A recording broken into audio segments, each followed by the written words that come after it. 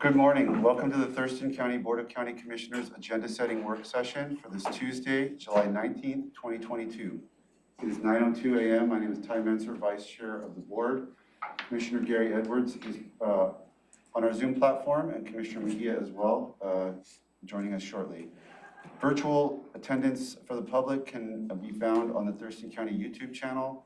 We are slated to go till noon today, and there will be an intermission about halfway through. We also have County Manager Amira Chavez and new budget, I'll get the name wrong, budget manager, Nicole. Martinez. Okay, yes. I'm getting there. As well as Jamie Caldwell, Clerk of the Board, and Megan Porter, our Head of Public Information. So number one on today's agenda is Homeless Strategies Update, and looking up at the board, Keely Marino. Welcome, Keely. Good morning. Thank you. Good morning, Commissioners. Keely Marino with Public Health and Social Services.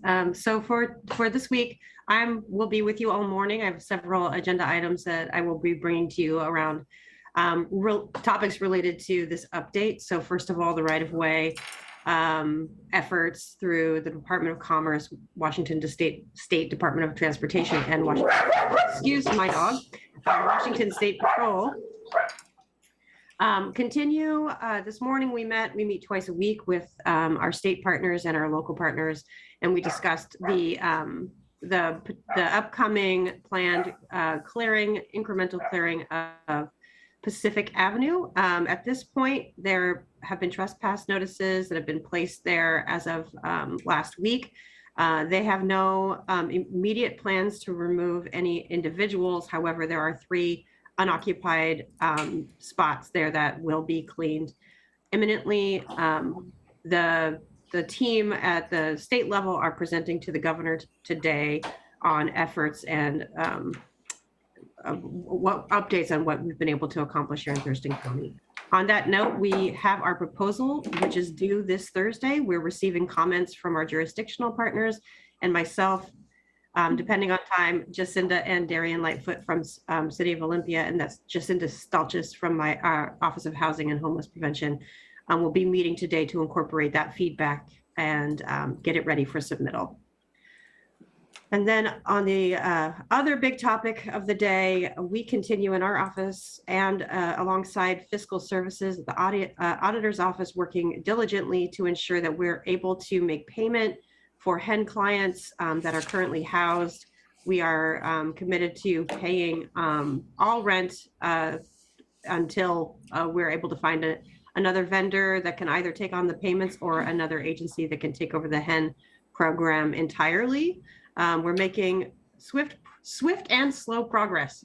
We have all hands on deck in multiple offices and are just diligently moving through all of those processes to make sure we've got every T crossed, every I dotted, and we'll be talking a little bit more about that later on in this agenda setting. And that's all I have for today. Commissioner Edwards, questions for Keely? Yes, sir. Keely, what happens when they trespass contrary to the law? What action takes place when that happens? According to Washington State Patrol this morning, an effort will be made. So what's happened is they've got a by name list of everyone who's currently living at that right of way. And so if anyone new comes on, first of all, the City of Olympia will be going out every day. They'll be engaging with individuals living there. If they notice that there's someone new, they'll let them know, like, you cannot live here, you've got to move on. Otherwise you'll be trespassed. They'll alert Washington State Patrol. Washington State Patrol will join the City of Olympia staff out there, encourage folks to move on. If they do not move on, then they will be criminally trespassed. And that means a citation issued? Correct. Okay, thank you. Mm-hmm. Commissioner Mejia? If you can No questions. Thank questions. you. Okay, very good. Keely, I've got one. Could you update us on our good friends at Ensign Road and where things stand with Olympia's efforts there and et cetera? Yes, there was an update given at the Homeless Housing Hub yesterday by Kim Condra, the City of Olympia's homeless coordinator. So they are winding down their permitted parking. So what that means is that they issued a very select number of permits for folks that were already living along Ensign Road. The goal is to have them moved off the site by mid-August to end August. So they're ramping up to get that going. There just has to be a site for folks to go. So they're waiting for the mitigation site to move over to the new Quint Street Village, and then there will be openings there where the Ensign Road folks will be offered spaces. So it's all kind of, it's coming together and should be resolved in the next month. Okay, thank you. Yeah, I drove by, it looked pretty packed in still, and so, but that doesn't mean that things aren't still moving forward, just, we're just not quite there yet. Correct. Thank you, Keely. County Manager, anything? No, sir. Thank you. Okay, thank you, Keely. We'll see you later in the mornings, apparently. Okay, item 2 is a review of the draft agenda of this afternoon's board meeting, and that kicks off at 2 p.m. We have a presentation and 2 public hearings. The meeting will be called to order. Pledge of Allegiance will be led by me. We will look at the agenda for approval and board meeting minutes from July 12th. The presentation will follow, and it's regarding proclamation for pretrial probation and parole. Lots of alliteration there. Supervision week. Yeah, thank you, Commissioner. Sir, sorry. You will be getting a presentation not by the pretrial services director, but I believe the supervisor, Nicole Carbone, which is going to be coming this afternoon and provide a little bit of feedback as to the intent and the purpose of you considering proclaiming the week of July 17th through July 23rd as a pretrial probation, parole, and supervision week. That's a national health event, and you will hear more details this afternoon. Commissioner Edwards, anything there? No, thank you. Commissioner Mejia? How long is the presentation set to last? I will probably, it's only 5 minutes tops. Okay, thank you. Okay, then we'll have an opportunity for the public to address the board. County Manager update, are you planning any particular I updates? don't have any specific updates, but you will probably be receiving public testimony from Mr. Pettit, I believe. He sent an email this morning stating that perhaps the meetings for today and the afternoon and the public hearings have not been properly posted, and they have been.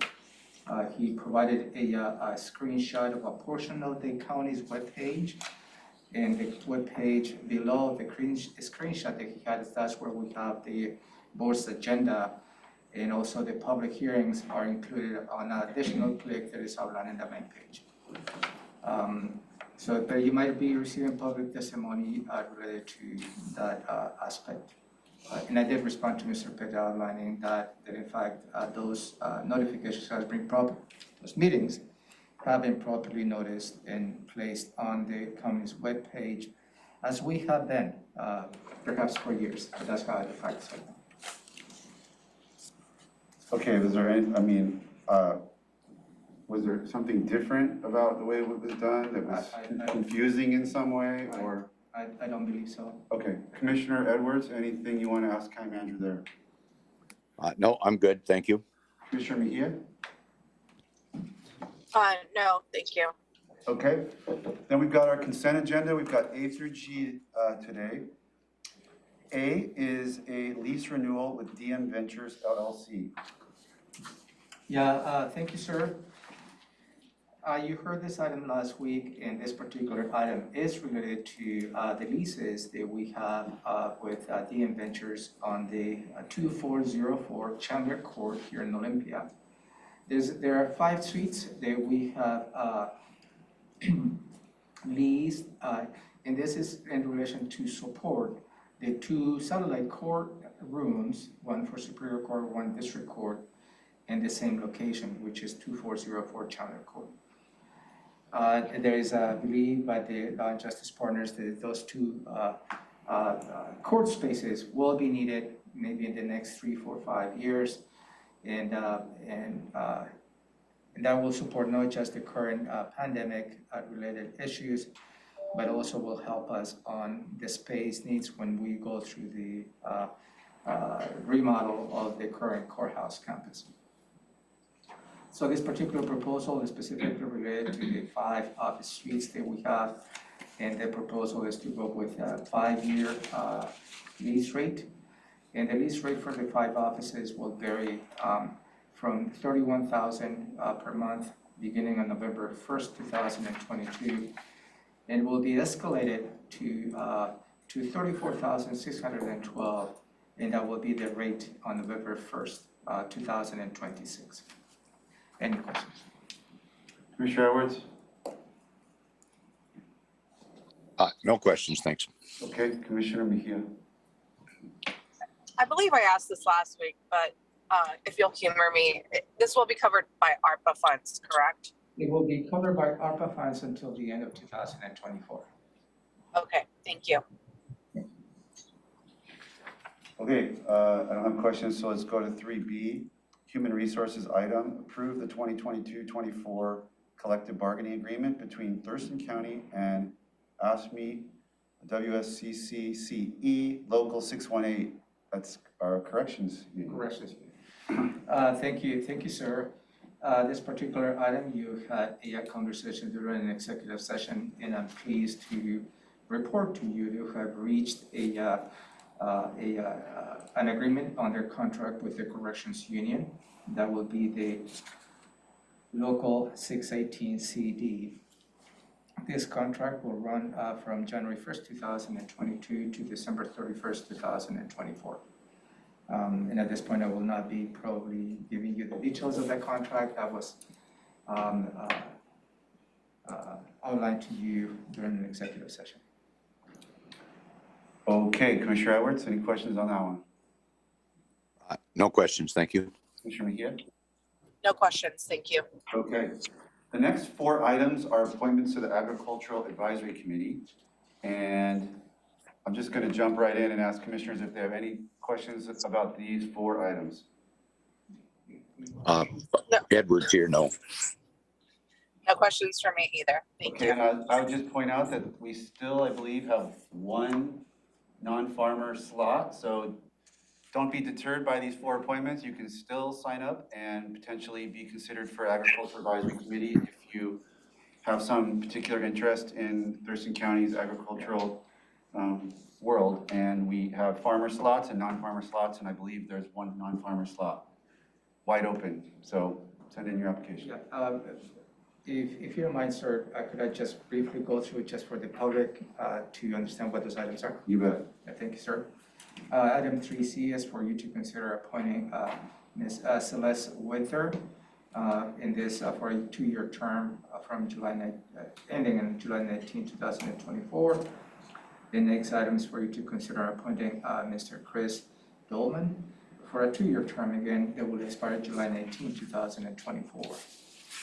The next item is for you to consider appointing Mr. Glenn Shortell, also for 2 years, and again will be an expiration date July 19, 2024. And the last appointment is for you to consider appointing Mr. Kevin Jensen to the same committee, and the same 2-year term, and the same expiration date of July 19, 2024. Okay, very good. So those will all be handled by consent this afternoon. And then the last item is the Auditor Financial Services voucher list. And Yeah, this, for your considerations for you to approve the voucher list for the week of June 14, 2022 for a combined amount of $5,803,619.96. And this particular item is in your consent agenda because there is not any payments related to the HR. Commissioner Edwards, any questions on vouchers? No, sir. Thank you. Commissioner Mejia? No, sir. Okay. All right, department items. 4A is contract for bond counsel.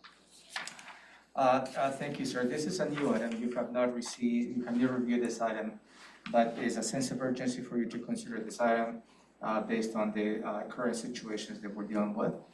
This particular matter was addressed during an executive session, and this is why I'm bringing this item for your consideration. So not a background.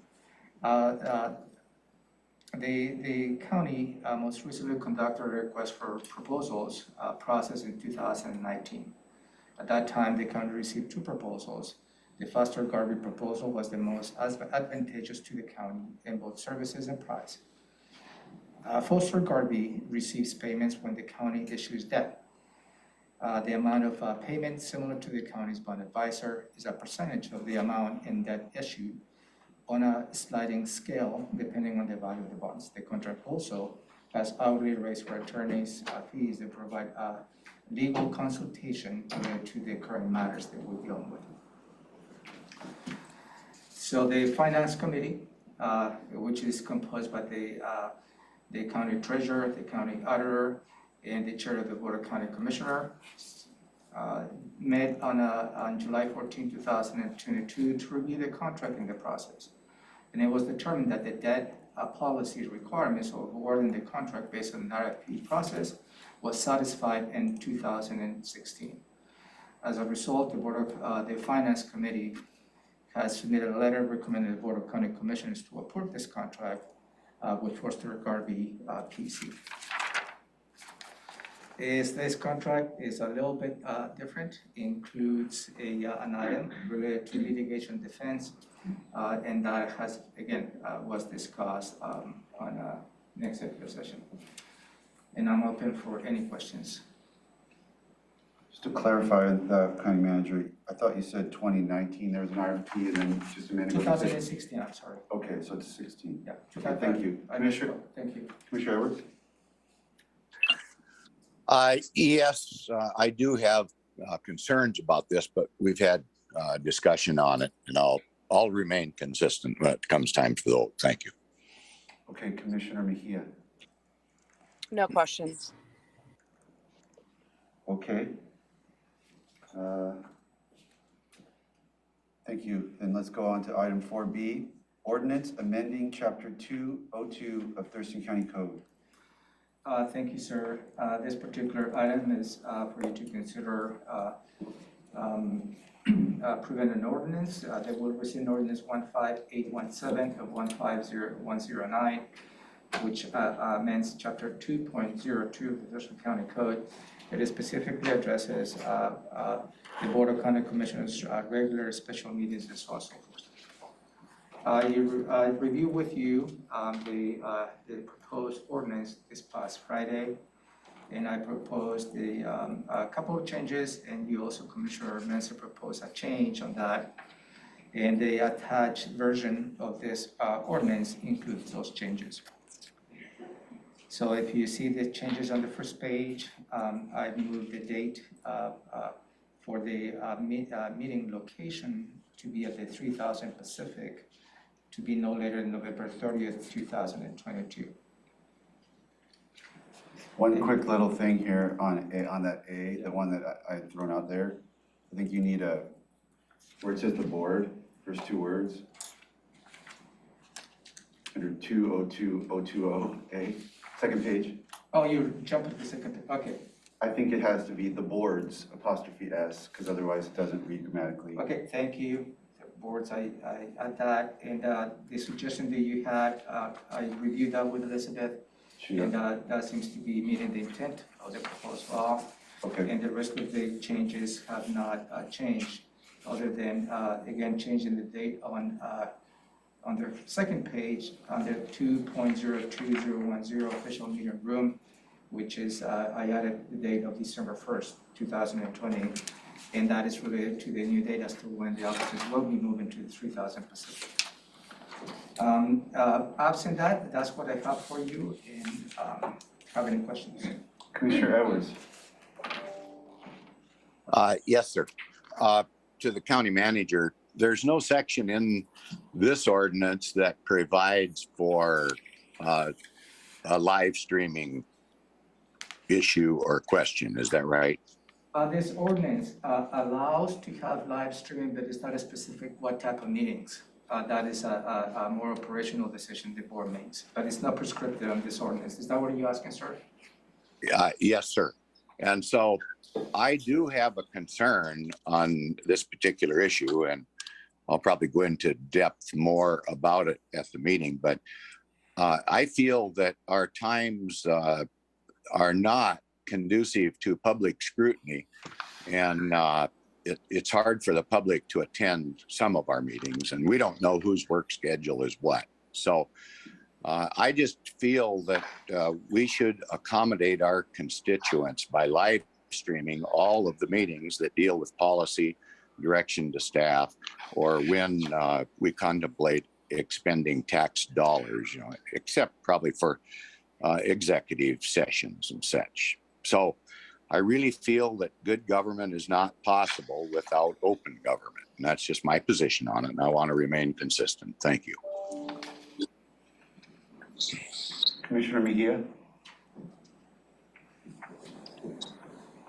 No, I asked my questions on Friday. Thank you. Okay, very good. Then we will go to item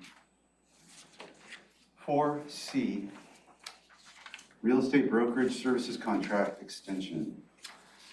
Thank you, sir. You also reviewed this item last week, and for your consideration is to extend the current contract that we have with Kidder Matthews for a 2-year extension from July 31st, 2022 to July 31st, 2024. Sorry.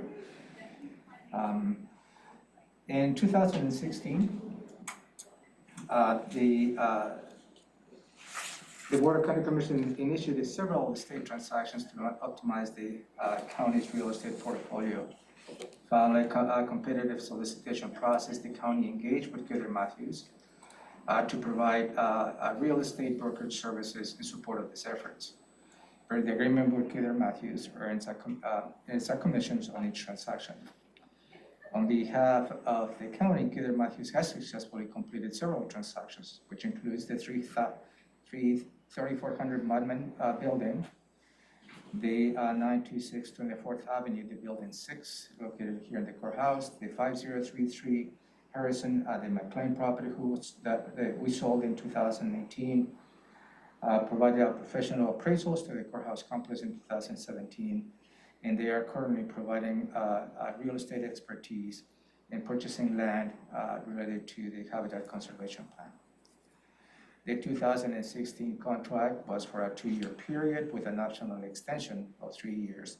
So this particular item is exercising that part of the contract, and we asked the board to consider the extension of the current contract on the dates that I just stated. Any questions? Commissioner Edwards? No questions. Thank you. Commissioner Mejia? No question. Okay. 4D is a MOU with Port of Olympia regarding, Yeah, thank you, sir. This is related to, specifically related to the public hearing that you had this afternoon. We received public testimony related to you placing a ballot measure at this November election for the voters to consider increasing the county representation of the Board of County Commissioners from 3 to 5. This particular item is a memorandum of understanding with the Port of Olympia as to how the compensation for the resources that the county will be providing to the redistricting efforts. As I stated in a couple of occasions, we're going to be running a couple parallel processes on this. And this is related to meet the intent of the requirements of the Port Commission redistricting. So this afternoon, if the board approves moving into the, submitting to the county auditor to place this ballot measure for this November election, then we'll be embarking on a redistricting committee that is currently formed by the joint resolution we signed with the Port of Olympia last year, including the chair of the Board of County Commissioners, the board of the Port Commission, as well as the county auditor. And there's also staff that will be supporting this effort from IT, the geodata staff, as well as the elections staff. They will be providing support to the redistricting committee. Legal counsel will be also in attendance. And as you have in your proposed resolution this afternoon, all those meetings will be open to the public as we move along. There is a cost component of this, and this MOU is the instrument in which the Port Commission will compensate the county for 50% of the efforts associated with the GIS geodata stuff. Any questions? Commissioner Mejia, start with you. Questions on this? No, sir. Okay. Commissioner Edwards? No question, just clarification by the county manager. This all hinges on, as we, if we do move forward, if the voters approve this, is that correct? Yeah, absolutely. Everything is pending on whether the board approves that resolution this afternoon, so we can submit this ballot measure to the auditor, and also hinging on the decision of the voters on November 8th, general election, whether they approve this ballot measure or not. So you're right, everything is contingent to that, and but I think it's worth having a parallel process, because if the voters approve on November 8th, it's just not enough time to go through redistricting and meet the requirements the Port Commission needs to have.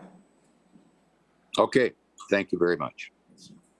Okay, next item is 4E, Designated Service Provider Interlocal Agreement with Olympia Lacey and Tumwater. And I know, I'm just gonna say right off the gate, the commissioners wanted something a little bit more descriptive, so the public knows what this is about, and it's not there. Yeah, we will add the description. Okay, Sorry, perfect. My oversight, I apologize. We'll add the description. And this is related to a new local agreement with the cities of Olympia, Lacey, and Tumwater to collaborate in soliciting a request for proposals to enter into a separate contracts with a designated service provider or service providers to manage public education and government, also known as PEG, access funds and operate the access channels, facilities, and equipment, and provide non-commercial PEG access services. This has been a joint effort with the jurisdictions, and you had a great discussion last week where there's going to be, the request for proposals will be somewhat of a baseline of services.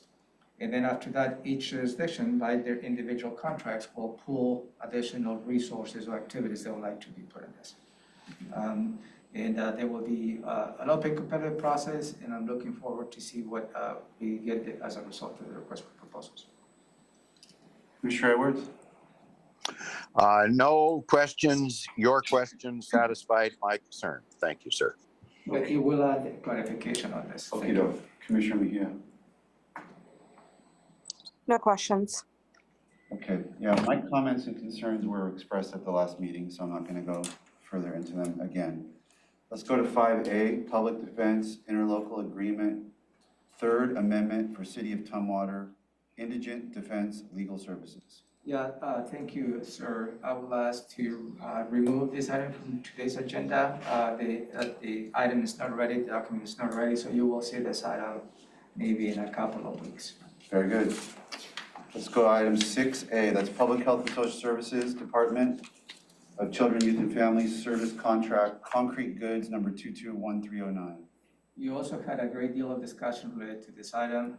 The board took an action to approve this contract early in the year. For unforeseen circumstances, we couldn't accept the money associated with this particular contract.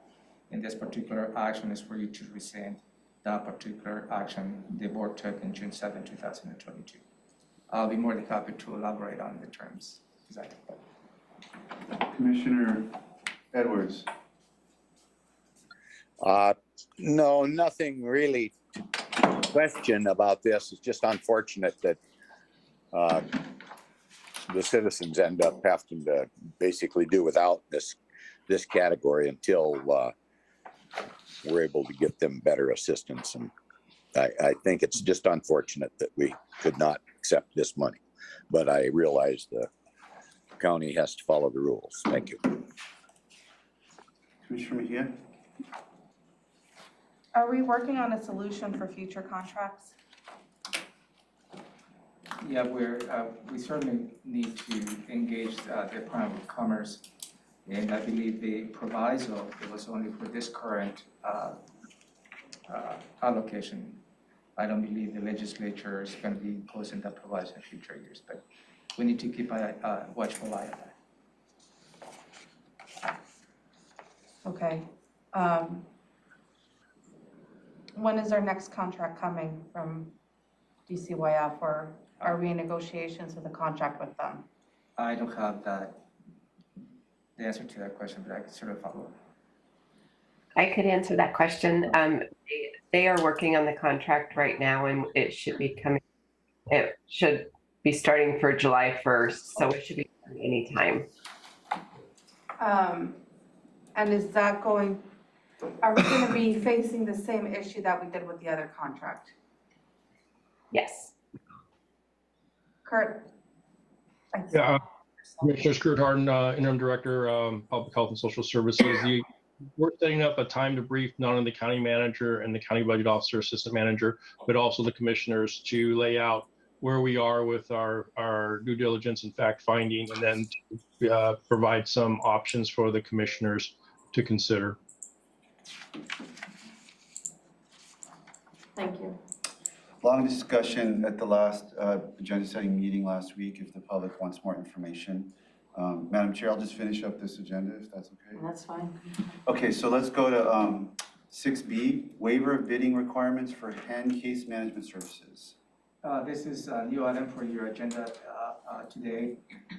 You did not review this item last week, but this item has a sense of urgency for your consideration. As you are well aware, the Community Action Council decided not to embark on a contract with the county to provide the hand services.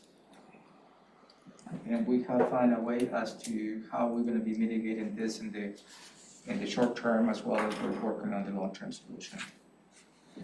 In the short term, the main objective is to make sure that those individuals affected by this program will not be having a negative impact. The result of that, the checks for July has been issued. We're working with financial services here in the county to issue the checks for August, and those will be raising up to those in as part of the program. Also, one of the key elements of this program is what we call is the case management support. And that is when those individuals who need assistance on the individual cases. And this particular items for you to consider waiving the bidding requirements and to go with a contract with Partners in Prevention Education for $50,000 to provide the case management services, again for the HEN, which is the Housing and Essential Needs clients. This is going to be only for an interim 3 months until we can go through a more formal request proposals. The county auditor has weighed in on this particular item for waiving the competitive bidding requirements. He has agreed, based on the sense of urgency that we currently have to provide those services to those involved within the program. Any questions? Commissioner Edwards? Yes, what fund is that coming out of, that 50,000? Yeah, this is coming from the state. It's a combination from state dollars. And what this, expending this fund in this manner reduces the dollars available to those we're trying to help? No, not necessarily, sir. This is an additional service that we are required to provide to those involved within the program. Okay, thank you. We would have paid to We would have paid to CAC, for so, example. yeah, exactly. Thank you. Commissioner McGinn? Maybe just kind of an overview. We heard it from Keely yesterday, but maybe if we can do a small overview on why we're not going through a procurement process this time around, and how this organization was chosen. I'm glad to answer that, Commissioner Mejia. So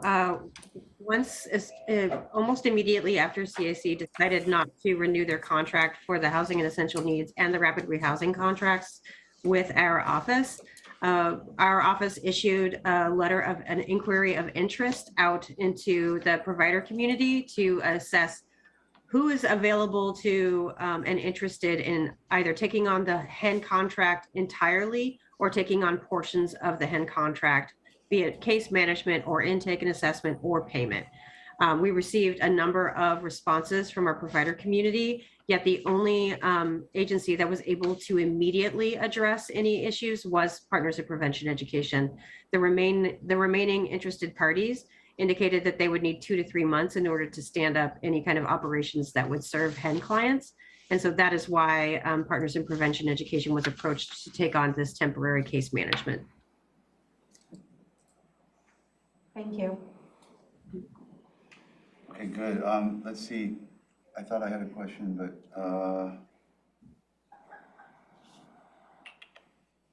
I think it was answered by all of that. Okay, so let's go on to standing items. County manager will report on board work, or sorry, commissioners will report. County manager is the topic of the title, number 7, but A is the commissioners reports, B is the county manager reviewing combined schedule, and then we'll go directly into, and I will ask Madam Chair if the intent is to break at 3 o'clock on the dot for the public hearing.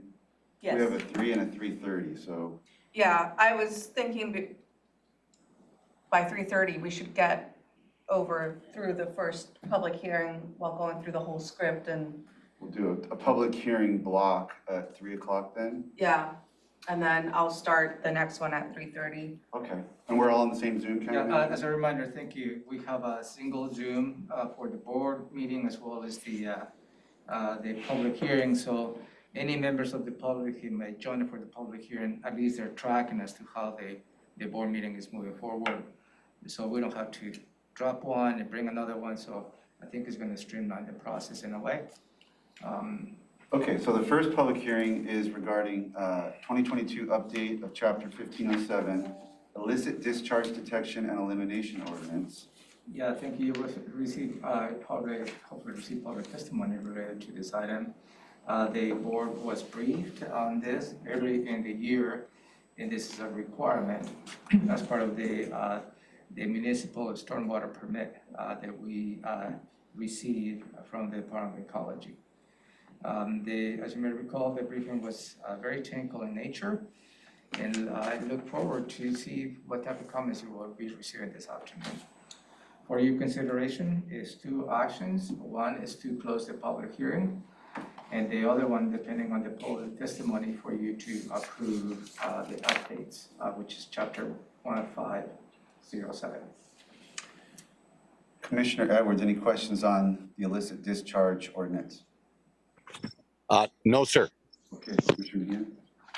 No, sir. Good. Okay, and then last but not least for today is a public hearing regarding the proposed ballot proposition to increase the Board of County Commissioners from 3 to 5 members. And this is set at 3:30, although it will probably, our best guess is it will immediately follow the illicit discharge public hearing, and hopefully that'll be right at 3:30. On the same Zoom as the Board of County Commissioners meeting. County manager, anything we need to know that we don't already know? Yeah, the board has been knee-deep involved in this particular item. And again, I personally look forward to the public testimony that you might be receiving this afternoon related to the proposed resolution that you're contemplating passing. They will be submitted to the county auditor to place this particular ballot measure on the November 8th election, the general election, which the board will consider approving the representation of the Board of County Commissioners from 3 to 5. There's a lot of moving pieces on this. I will walk you through in more detail as part of the staff presentation this afternoon before you hold the public hearing. And depending on the public testimony, I have for you two actions. One is to close the public hearing, and the other is for you to consider approving the resolution. There is a little bit of a time constraint that we need to submit if the board approves, we need to submit the county clerk. The Board of Commissioners clerk needs to certify the resolution. It needs to be submitted by next Friday. in order to make it to the November election, which the deadline is August 2nd of the submittal. Any questions? By the way, you did receive so far I have received only one written testimony, and this is from the Thurston County Chambers. And this letter, in so many different words, is strongly supporting you passing this resolution to have this be placed on the November election. The Thurston Chamber? Yep, the Thurston County Chamber. Okay, and then who's given the staff report on the? I will be given, and the script is attached to your agenda this morning. I would, well, I'll wait my turn. Commissioner Edwards, any questions or comments for this one? No questions. My comment would be, I think this is heading towards a better situation for our government and interaction with our community. Thank you. Commissioner McGinn? No questions. Okay, I would just ask County Manager, based on all the input that I hear, because I've been talking about this to the community is everywhere and anywhere I can. I think it'd be useful if you include in your kind of recitation of the background the fact that the law doesn't allow any at-large seats. It has to be 5 separate districts, because people ask about that. That I'm sure you'll probably talk about, you know, that the law is pretty prescriptive in terms of then what would happen after in terms of election in November and a staggered seats and all that. And this one you may not have on your list, but I think it's important that because there's a lot of questions about how the districts get drawn, and this is coming from a conversation I had with Mary Hall. State law, and I have the site, but I don't think that's necessary, requires that when the committee is drawing the districts, they be as compact as possible, and to the extent possible, they preserve existing communities of related and mutual interest. That's a requirement of state law, and it'll be guiding the commissioners, the committee, commissioner, the 2 chairs as they go through that process. So I get a lot of questions about, you know, how do you go about drawing districts? And just to let the public know, there are some, you know, it's not completely prescriptive, but there are some guiding principles in state law that will have to guide the port and the county when they make these lines. Yeah, I absolutely, I'll make sure that I probably bring that up as part of my presentation.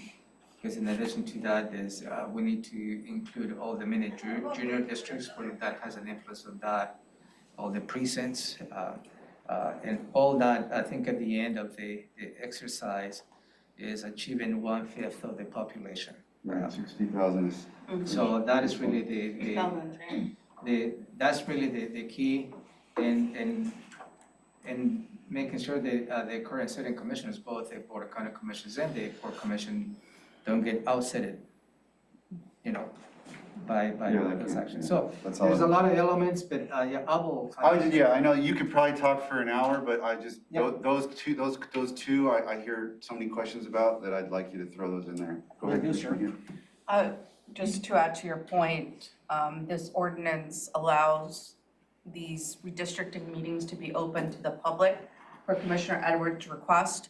So if anyone's interested in following the process, you know, it will be available and open. Yep, I caught that this morning, so that'll be interesting. Okay, very good. Well, that will wrap up today. And then I'm going to pass the baton to our chair to review the next agenda items.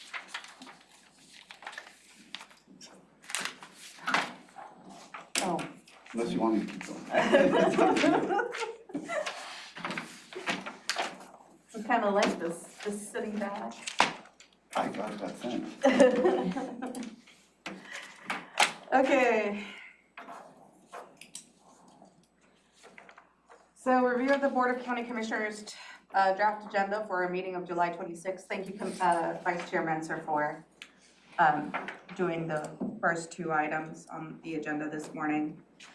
So we'll call the meeting to order at 2 p.m. The Pledge of Allegiance to be led by Commissioner Edwards, approval of the Tuesday, July 26, 2022 agenda, and approval of the board meeting minutes from July 19th, 2022. We have two presentations. The first one is Reclaim Water Infiltration Study. Yeah, thank you, Madam Chair. This particular item was requested by Lot to give the board a presentation. I'm going to be working with Jamie to see if we can actually have a briefing as opposed to just a 5-minute or 10-minute presentation. So we'll be reaching out to Lot. I believe this is an interest of the commission, and it will be great to have a formal briefing in order for the board to ask any questions related to this item. So I'll be working with Jamie to see if there's an opportunity to set up an actual 30-minute briefing. So if you don't see this item next week, it's because we have already scheduled that briefing. I've seen that presentation and it's pretty interesting and it's not a 5-minute deal. So how long are we estimating for this one? Probably remove these. Probably remove it. Have it as a separate- Have an actual briefing. An actual briefing, okay. Commissioner Edwards, questions? No questions, thank you. So this item will be removed and we'll have, Most likely, we'll coordinate with Lot. okay, maybe a But work at this session. point, it's a question mark. Okay, I would prefer that, just that way it would allow commissioners to Right. have more in-depth conversation than at an agenda or a Board of County Commissioners meeting where we're trying to move to the next item. Next is from Superior Court, an introduction of the new Superior Court Administrator. Yeah, thank you, Madam Chair. Presiding Superior Court Judge Mary Sue Wilson will be introducing the new court administrator. That will be Ms. Kristen Jensen. Kristen? Kristen. Questions, Commissioner Edwards? No questions, thank you. Commissioner Menzer? Any preview, Ramiro, like where Ms. Jensen came from or what her background is? I don't want to burst the bubble. All right. It's just, Gonna make me wait? yeah. They sent out a letter. Okay, It's in the letter, I but missed that sentence. I think it's time for Judge Wilson to highlight I'll track it the down. qualifications.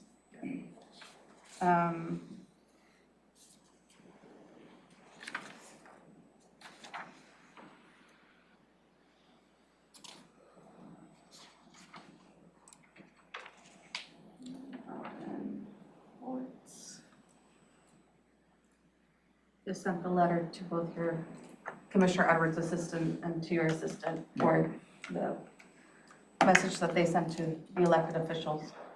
So you have a chance to review the letter, just in case you have questions for the new court administrator. Okay, next, an opportunity for the public to address the board and county manager's update. I will follow up with any items that needs to follow up related to, depending on the comments that you may receive today. Questions? Comments, Commissioner Edwards? No questions, thanks. Commissioner Menzer? No. Okay, moving on to department items. Item 3A from the Auditor's Office, approval of the voucher list. Thank you, Madam Chair. This item is not on your consent agenda. And this is the voucher list for the week of June 27, 2022 for a combined amount of $4,312,514.90 and includes on page 58 of the voucher list a payment related to the atrium for a total of $1,385,772.57. Questions, Commissioner Edwards? No questions, thank you. Questions, Commissioner Menzer? No. Okay, I don't have any questions. Number 4 from the Commissioner's Office, 4A 2022 Budget Amendment, Capital. Yeah, thank you, Madam Chair. This is an unusual budget amendment. The board was briefed maybe 3 weeks ago, and this is only related to capital projects. The gist behind this particular amendment is we have been facing high inflation, high construction costs in some of the key projects that we have gone out to bid has gone beyond the budget authority the board authorized for those projects. This particular action does not include any general funds, but includes other funds such as the road fund, a facilities fund, and any other stormwater funds, I believe, and also the park impact fees. There is just dual projects associated with this particular action. I can walk you through briefly if you like those projects, but Robin will touch base next week and specifically what those projects are. Some of the amendments they include on some of the projects included on this amendment is the courthouse improvement project, additional funding for the public health building and related to the fire sprinkler systems. Includes amendments to the intersection of Highway 12 and Sergeant Road. That is a runabout project. Includes a project related to building a parking lot at the Chicago's Western Trail on the 41st Avenue trailhead. Also includes a project related to the replacement of the Kennydale bathrooms, and also includes increases on the Boston Harbor wastewater treatment plant generator, as well as the stormwater retrofit on Woodland Avenue and Madrona Beach.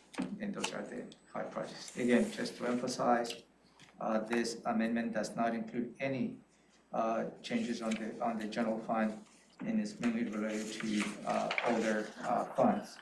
There is enough capacity of those funds. In this particular amendment, what it does is increasing the budget authority in order for us to move forward in awarding those contracts.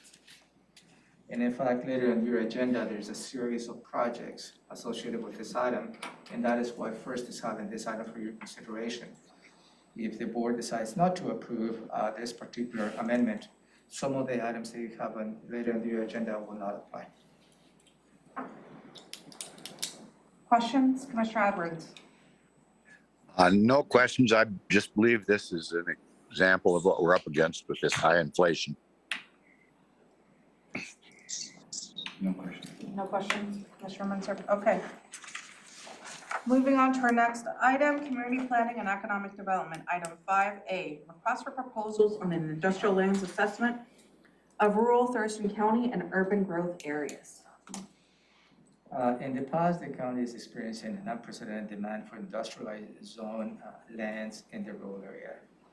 During the review of IUs and rezoning applications in 2021, that requested a change of land use in zoning for rural residential resources to rural resources industrial. Significant public comment was received related to the environment, infrastructure, and land use impacts. In response to those concerns, the Board of County Commissioners initiated an assessment of industrial lands in Thurston County, which included as part of the docket item, that is the CPA number 8.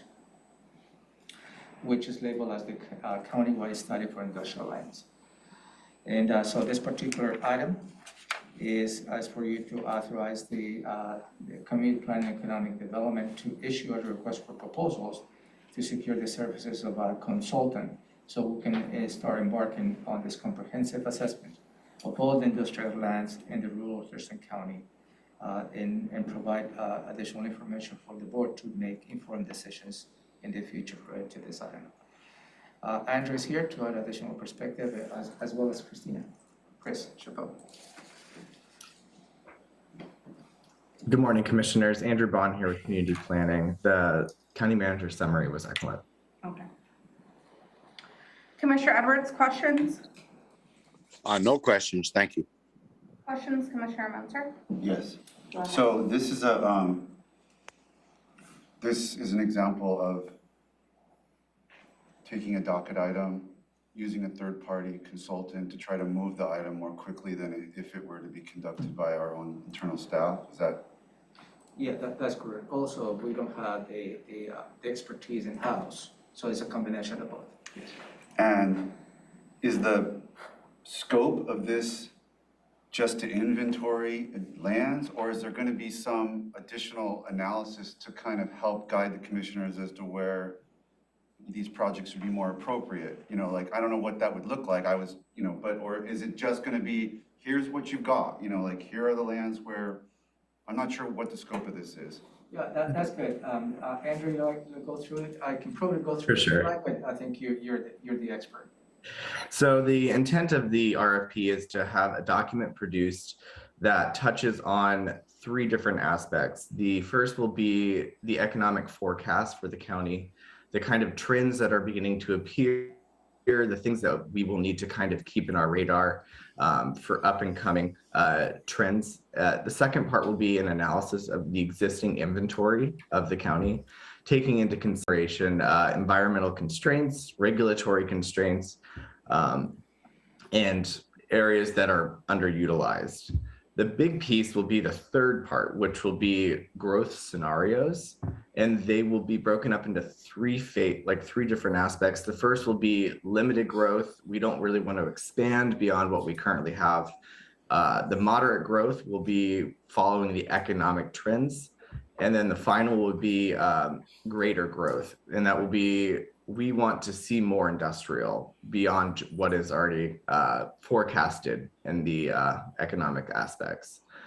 And then following all of that, we will request that they provide recommendations based on the 3 different scenarios on what we need to do as a county to accomplish that, either swapping zoning areas, creating new zoning districts, new policies, procedures, or new code.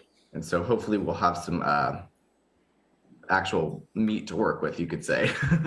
Perfect, thank you. That's what I wanted to know. Thank you. My question is with the industrial studies, right?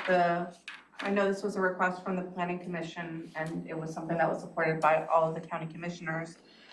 My question is, I know that there are also other applications that are kind of not pending, but they're hoping that this will come out favorably, just for their application. So they're expecting some results from this. And so my question is, we're not waiting, right? We're still moving forward with the applications that we have for industrial zoning. We're not waiting on this. That is correct, Commissioner. Anything that has been currently docketed, we are moving forward with, or will move forward with at the moment. Those particular applications are further down on the docket list and do not have staff assigned to them. But as soon as staff complete a project higher on the list, they will be assigned to that particular project. Okay, thank you. Okay, next item, Public Health and Social Services, item 6A, approval of amendment number 5 to the Washington State Department of Health 2022 through 2024 consolidated contract. Thank you, Madam Chair. As a little bit of a background, early in the year, actually in January 11, 2022, the board authorized and approved a contract with the Washington State Department of Health related to the 2022-2024 consolidated contract. That really created the umbrella of how we're going to be proceeding with many different amendments that will be receiving money from the state. The board also authorized actually 4 amendments so far. So this item is amendment number 5 to receive an additional $2,570,638 for now a combined amount of $9,348,056. This particular amendment is intended to fund specific programs that includes the COVID-19 mass vaccination by FEMA, also the continued response to COVID-19, and also will be funding areas of the infectious disease prevention section. Kurt? Commissioners Kurt Harden, Interim Director, Thurston County Public Health. I think the county manager summed it up fairly well. And just a reminder that that's what he already stated, we'll have future amendments coming into.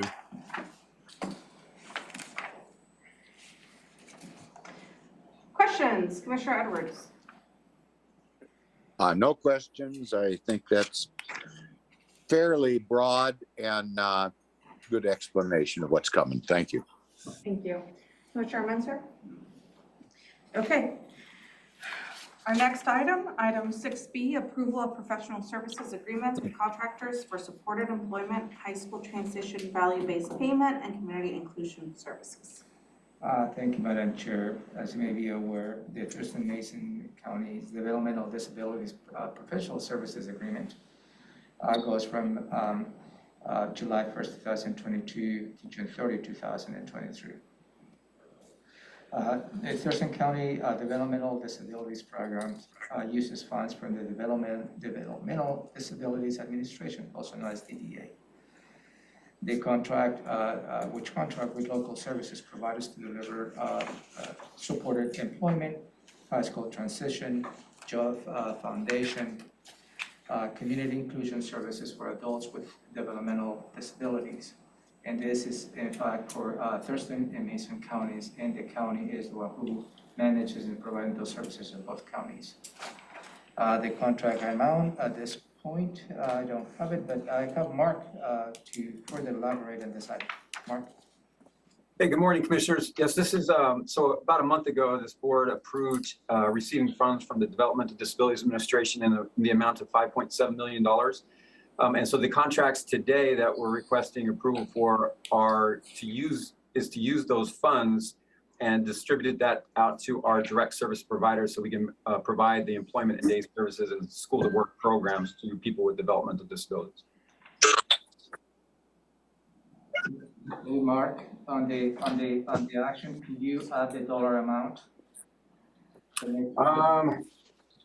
It should be, I don't have that in front of me, but it should be the $5,704,255 that was approved to receive from Developmental Disabilities Administration. So what I'm asking is for you to add that amount on the action. Oh, you bet. And Will do. also the deviation is no more than 10%, so 25% may not apply. Understood. Thank you. That was my question. Okay, Commissioner Edwards, questions? No questions. Thank you. And Commissioner Menzer? No questions. My question, we were covering one of them, is when we do these partnerships where we're covering both Thurston and Mason County, how does that work? Do we get is the cost split between Thurston and Mason County? Do we get kind of reimbursed, or, do we get both Thurston and Mason Counties cut on this to provide these services? Yes, it's the latter, Commissioner. So Mason County gets their own amount based on the amount of clients that are in Mason County. And so we use that money for Mason County, solely for Mason County services. Thank you. Yep. Okay, item C, contract with Catholic Community Services Southwest Emergency Shelter Services for Veterans. Thank you, Madam Chair. The county has contracted in the past with Catholic Community Services to provide shelter stays for homeless veterans. They are qualified under this program. So this particular item is to continue the partnership with Catholic Community Services, particularly related to the veterans who are residing in the Drexel House Emergency Shelter. And this particular contract is for $49,275. And the performance of this contract was from January 1st, 2022 through December 31st, 2022. Mark? Oh, Denise? Sorry. Denise, go ahead. Any additional perspective? Yes, this contract was set up for January 1st, 2022, ending on December 31st, 2022. I did want to state that the amount that is listed here is a reimbursement for each veteran that stays at the facility. Thank you. Thank you for the clarification. No problem. Questions, Commissioner Edwards? No questions. Thank you. Questions, Commissioner Mensah? What's the source of the funding? It's the Veterans Fund. Okay, so this is, and that number is coming from our estimation of what the need will be? It's kind of a specific number. I'm just wondering how that, if it's reimbursed. Yeah, in 2019, this program served 23 homeless veterans. They were given shelter at the Drexler House, and that equated just about 964 bed nights. And that's probably what the baseline is. Yes, Commissioner, what this provides is up to 3 bed nights each night at a cost of $45 per bed. Doesn't mean that we'll spend the entire $49,000. Depends on what the need is. And this is the amount's been meeting the need that we have seen. Is that right? I'm sorry. So this is adequate to meet the need in the community? We don't need to allocate more because there's more need for these beds? That's correct. We haven't used the entire amount. The 49,000. We're not expected to use that entire amount this year. Okay, perfect. Thank you. My question is, you know, these veterans are accessing these services, right? 23 last year. Are we keeping kind of a list of who they are to provide services, to refer them to services? What is the next step after those 3 nights are over? So they can have up to 90 days. It can be more, but we try to restrict it to 90 days. And Catholic Community Services has been pretty good with providing case management to get them transitional or permanent housing. So that's really the goal. But we also refer them to the Lacey Veterans Hub, where we have over 85 different programs that they may be eligible for, plus the Veterans Assistance Program. This is separate. They can still access the Veterans Assistance Program and funds, even if they're using shelters. So we're keeping, you know, we're tracking who these individuals are? Yes. Yeah, yes, absolutely. They still have to go through the process of applying for the program, and that's done at Catholic Community Services. It's not as intense. We just want to make sure that they have a DD-214, which is their discharge papers from the military, to make sure that they are a veteran, and that's really the only requirement for them to get a shelter bed. So kind of adding to that, Mark, how about the individuals who don't have that documentation? You know, if they've been homeless, you know, usually documents are the first thing you lose. Yep. Is there a way to, you know, what happens when they say they're a veteran, but they don't have that information? So it's not that we're lenient, but we're flexible with time. So is Catholic Community Services. They've worked with us quite a bit, and they've assisted the veterans at the Washington Department of VA Affairs down on Plum Street, and they can acquire the DD-214, the documentation that we need. It takes a little bit of time, but there's not really a rush. They'll still get the bed, and then we'll work on the documentation afterwards. So how about if, you know, just in case they're not a veteran, like, how is that charged if they get the bed? It's absorbed by Catholic Community Services. So we each quarter we review the billing at Catholic Community Services, and we review all the DD-214s to make sure that they qualify for the program, and then we reimburse them. Okay. Thank you. You bet. Okay. Moving on to item D, amend interagency agreement with Washington State Department of Commerce for rent assistance. Thank you, Madam Chair. We just got a note. The Department of Commerce is planning to assign an additional $1,670,217 to the county to continue with the rental assistance under the ERA 2.0. So this particular item is for you to consider an amendment to the current contract that we have with Commerce to accept the $1,670,217. Later in your agenda, you have an item as to how we plan to distribute those additional funding. And Keely, here's the standing for Tom, if you have any particular questions. Anything, Keely, you would like to add? No, it's a pretty straightforward and county manager did a great job summarizing. Commissioner Edwards, questions? No questions, thank you. Commissioner Menzer, questions?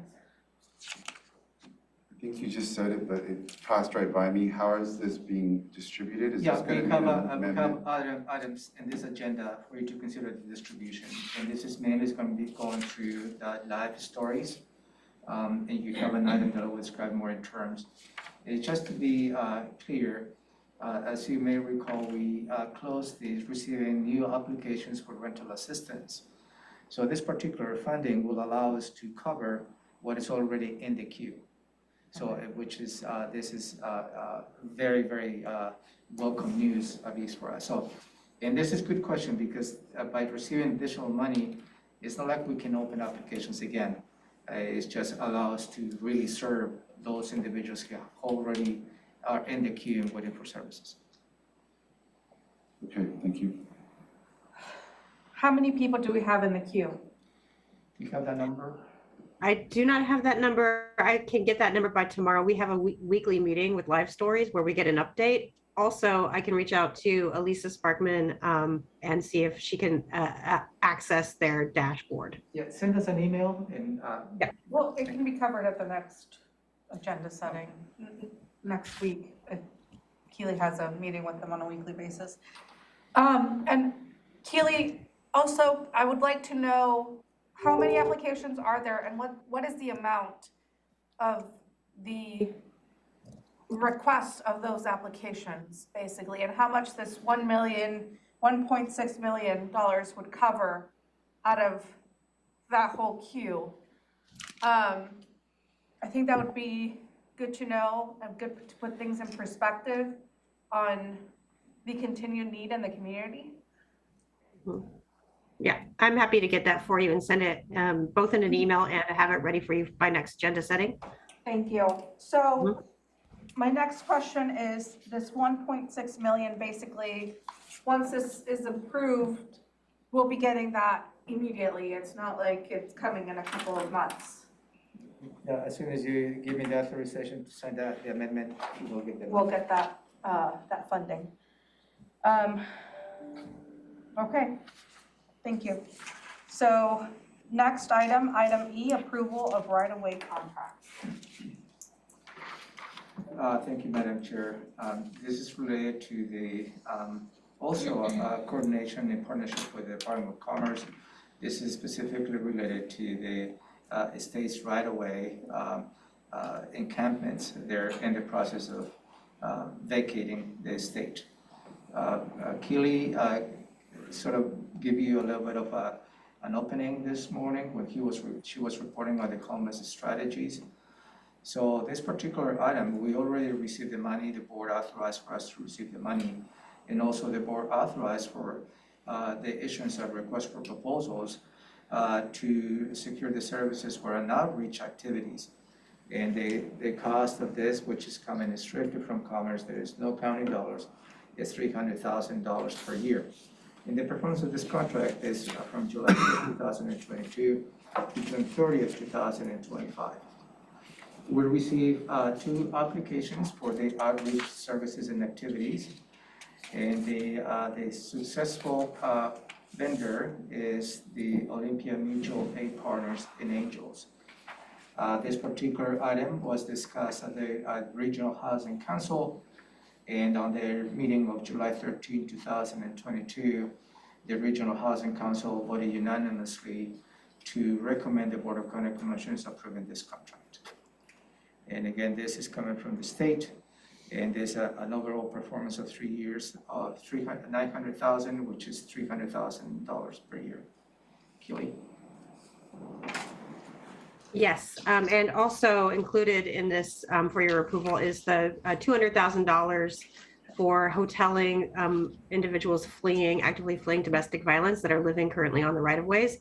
And that contract is recommended to go to Safe Place. Oh, thank you.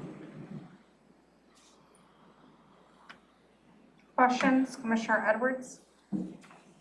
No questions, thank you. Commissioner Menzer, questions? Nope, okay. And then item F, are F and G related? Yes. Related and not related.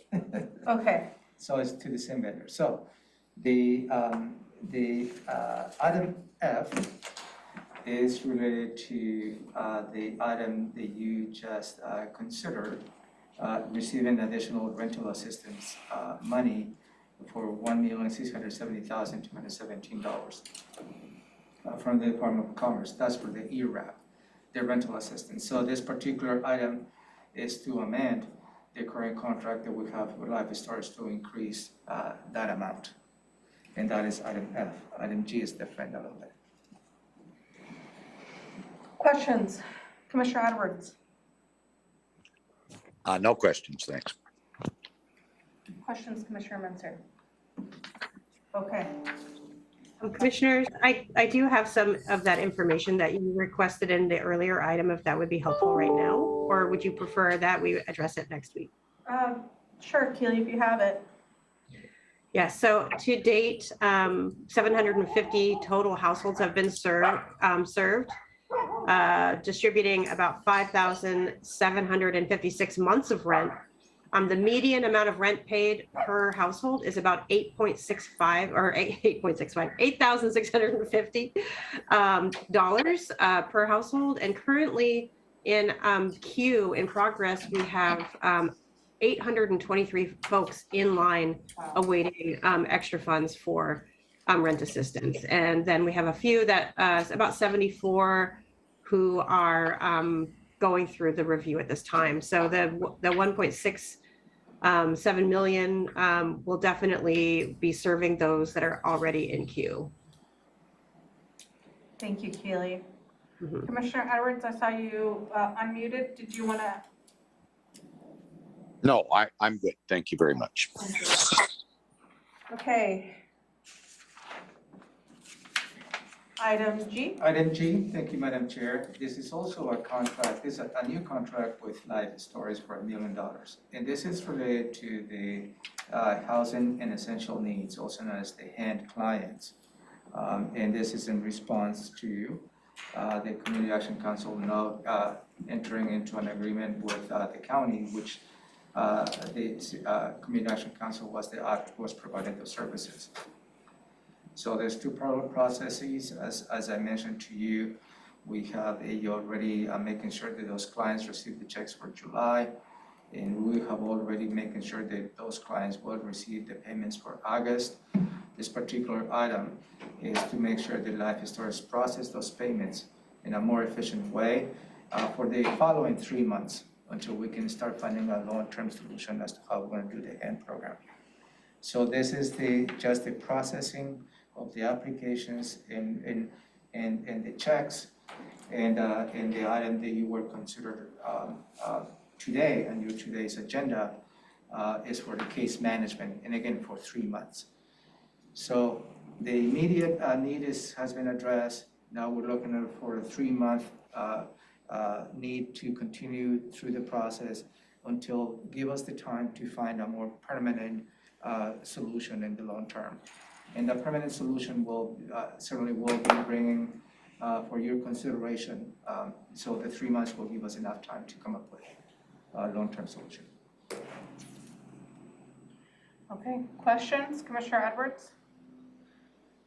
No questions, thanks. Commissioner Menzer? Okay, moving on to Public Works, item 7A, contract award for the Woodward Creek site, number 1, water quality retrofits. So, Madam Chair, all most of the items on this agenda, except for item 7C, are pending and predicated or you consider taking an action on the budget amendment for capital projects. So, we are going to describe those projects for you. If the board does not approve the budget amendment, then those items will not be part of your consideration. Okay. This particular item 7A is related to the Woodward Creek site, and this is a water quality retrofit on South Bay Road near the 26th Avenue. So on June 22, 2022, We only received one bid for this particular project. And the department is considering for you to award the contract to construction. And this is a stormwater retrofit project. Right now, the surface water from the road has a direct contribution to Woodland Creek. And this particular project will provide water quality and treatment before it's discharged into the creek. The contract amount at this point, including the 10% contingency in aggregate, is $1,207,908, and this will be covered by the stormwater utility fund. And we have Nathan here to add additional perspective. Thank you. Good morning, commissioners. The county manager summed things up pretty well here. I would just like to add that this project also has a grant that's helping fund it. That was given to us by the Department of Ecology. But other than that, thanks for your summary, County Manager. Questions, Commissioner Edwards? Yes, how much is that grant from Ecology? So right now, the Ecology grant will help pay for $387,000 of the construction cost, Commissioner Edwards. However, Public Works has formally submitted a request back to the Department of Ecology requesting additional construction funding. If they approve that, Ecology would actually be covering $823,000 of the construction costs. Good job, thank you. Thanks. Commissioner Munster, questions? No. Okay. No questions for me. Okay, moving on to item 7B, which is contract award for the Boston Harbor Road Northeast Stormwater Conveyance and Outfall improvements. I can probably testify this project is a long time coming related to the Boston Harbor flooding issues they have been experiencing in the last few years. There has been a lot of coordination with the property owners and related to this particular project. So finally we'll get to the point of you considering awarding the contract to Northwest Cascade of Puyallup to address the stormwater deficiencies that we had at this particular location. This contract amount, if you agree, is for $1,238,739, and that includes the 10% contingency. The department on July 7, 2022 received 5 bids, and the successor bidder, the low bidder, was again Northwest Cascade of Puyallup, Washington. Nate? No additional comments to add. I'm happy to answer any questions. Commissioner Edwards? No questions, thank you. Commissioner Munster? Okay, none for me either. Item C, set a public hearing for the 6-year transportation improvement program for 2023 to 2028. Yeah, thank you, Madam Chair. The board was briefed on the formal introduction by the county engineer on the 6-year transportation improvement program for 2023-2028. There's a prescriptive, there's a very prescriptive process outlined in RCW 3681-121, which the board is required to adopt a transportation improvement program each year. As part of the process, the board needs to hold a public hearing before the board may consider taking an action approving this program. This particular items for you to consider setting the public hearing for August 30, 2022 at 3:30 in the afternoon, where you'll be receiving public testimony related to any particular projects included on this program. The board will not be asked to take an action at that time. You will be considered taking a final action approving this program as part of the overall budget approval process, which is scheduled for December 16, 2022. Scott Limbaum is here, the county engineer, to add additional perspective and answer any questions. Questions? Oh, sorry, Scott, go ahead. No, I'm just gonna offer if there's any questions, I'd be happy to respond. Okay. Commissioner Edwards, questions? No questions, thanks. Commissioner Munster, questions? I don't have any questions, thank you. Thank you. Okay, and our last item, item D, contract award for US 12 Urban Improvements Phase 1, Old Highway 99 Southwest to West UGA boundary.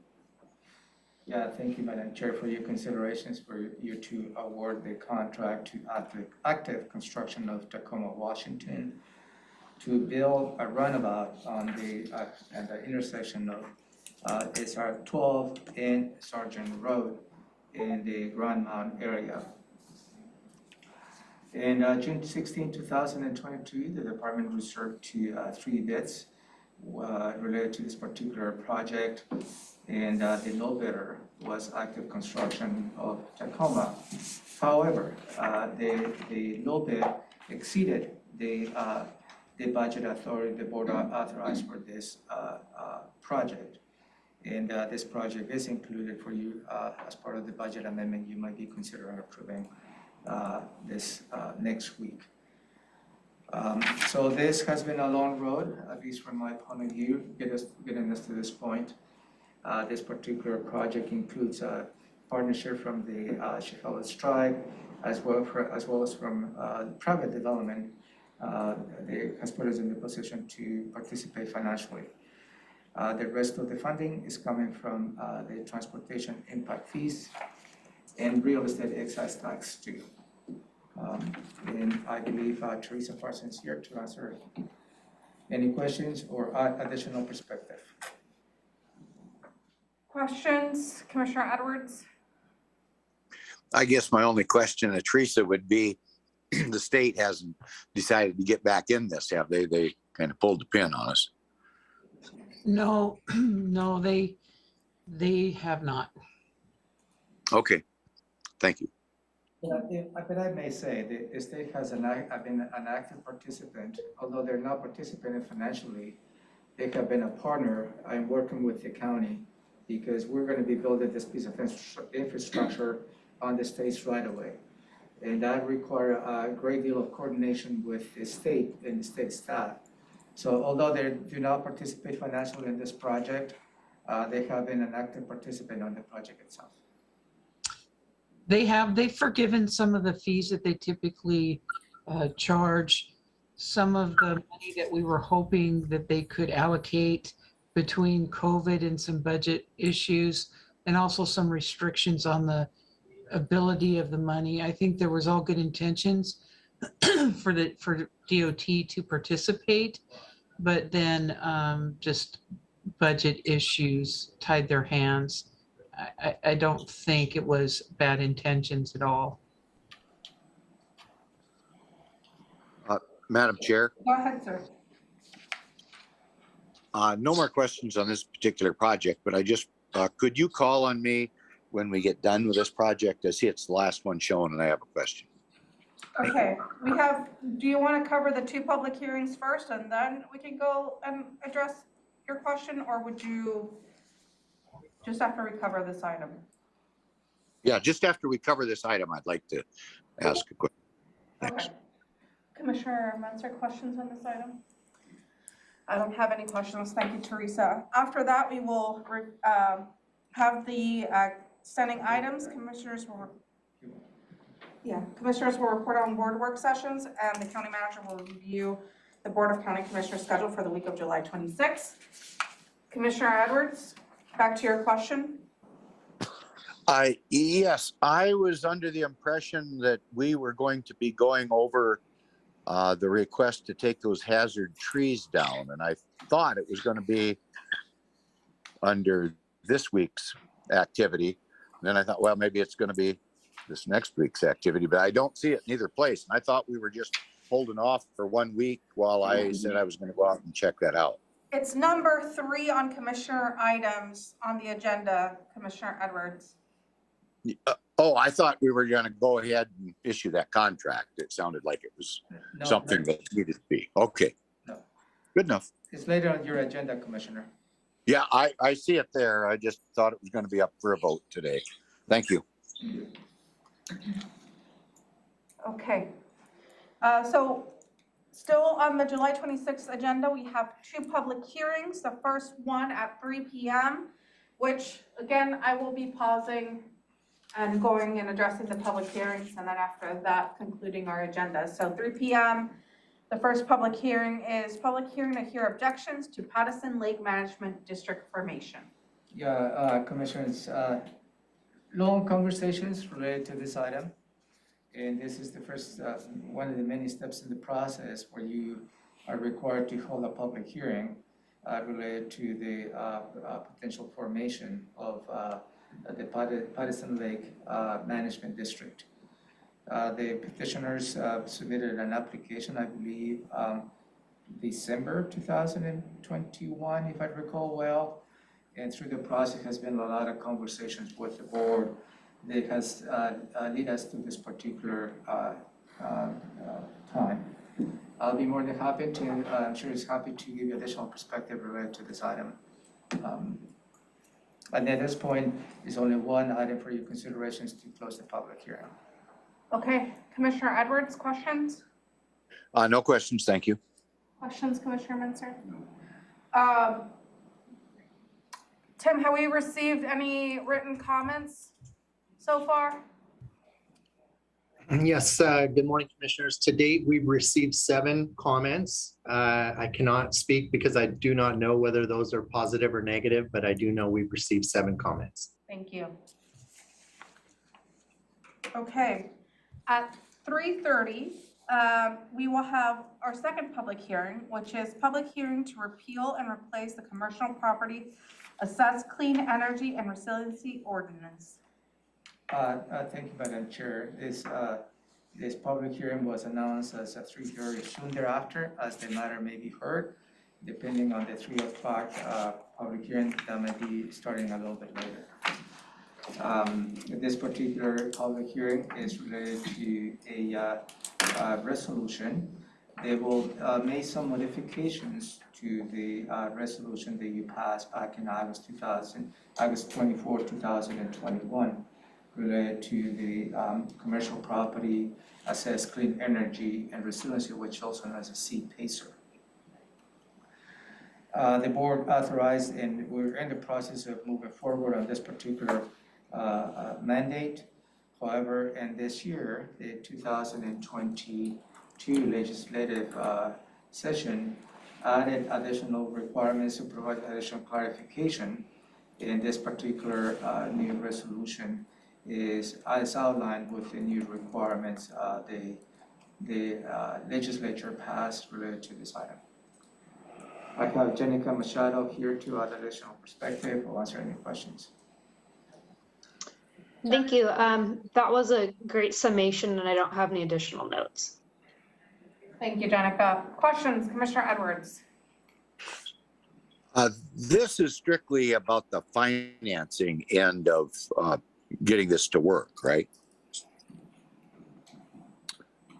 Yeah, that is correct, in a way, because I think it was, the requirement was going to be who is going to be the outfit who will be recovering the cost of those delinquent accounts.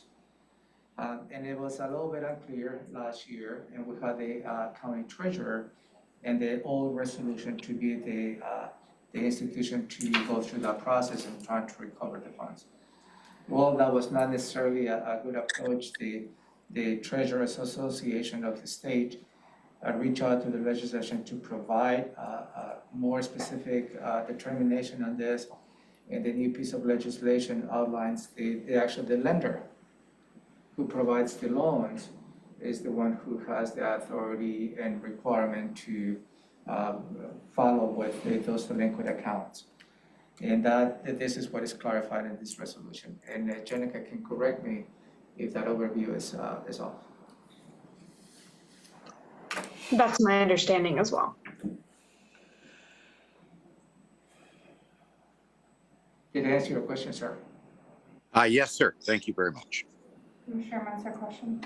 Do we have a project that's an applicant that's being held up by this, or are we just doing this to respond to the legislature? I'm not aware of any applicants that are waiting to go through this process, but as you had mentioned, this is us responding to the required changes from the legislature. I thought I had heard some months ago there was an applicant. Did that just? There was one, and in fact, my hope is to take that application and go through a process so we can document what the process is. But the applicant decided not to pursue that. Okay, no questions for me. Thank you. It is 10:30, so that would conclude our agenda for the week of July 26th. It is 10:37. Let's take a, Just real quick, heads up, I'm gonna have to attend next afternoon's meeting virtually. I thought I could maybe squeeze it in, but this is such a humongously long agenda, I'm not gonna be able to do that. So I'll need to get where I need to be and then log in from my computer or phone. Yeah, it is a long agenda. okay, we'll be taking a 15-minute break.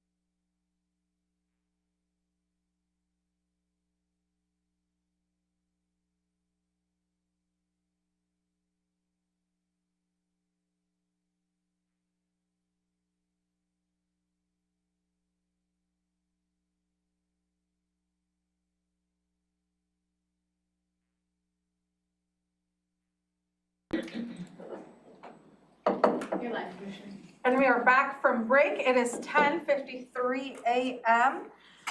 And we left off with proclamations and awards and advisory boards and commissions. I'll pass it to our clerk of the board, Jamie Campbell. Good morning, Jamie Caldwell, Clerk of the Board. For today's proclamation, staff from pretrial services, juvenile detention, and probation will be present to accept that proclamation. As far as boards and commissions, there have been no new applications received. I did verify with the staff contact this morning that she received the official resignation for their sitting member for the LMT AAA. So I reached out to Ms. McGaffigan to confirm she's still interested. I'll have the list of openings in your packet updated next week to include that opening on the LMT AAA, and I'm hoping to have a response from the applicant by then as well. Outside of that, or outside of questions, I have nothing further. Commissioner Edwards? No questions, thank you. Commissioner Menser? I'm fine with the 3 applicants here, so whenever you guys want to move them through, it's fine with me. That was going to be my questions. I'm ready to move forward on the 3 of them, maybe add them to the next week's agenda, and then that way. On the 26th. Commissioner Edwards, are you okay with that? Yes, I am, thanks. You're okay with Mitch Lewis, Kathleen McGaffigan, and Jedediah Haney? Yes. Okay. And then if I may, real quick too, I did reach out to the staff contacts that most typically submit the AISs and did request that from here on out that the public hearing request started at least 3:30 or later. And then we have Jamie question for the Agriculture Advisory Committee. Do we have 2 non-farmers? It's 1. I'll get that updated as well. Okay.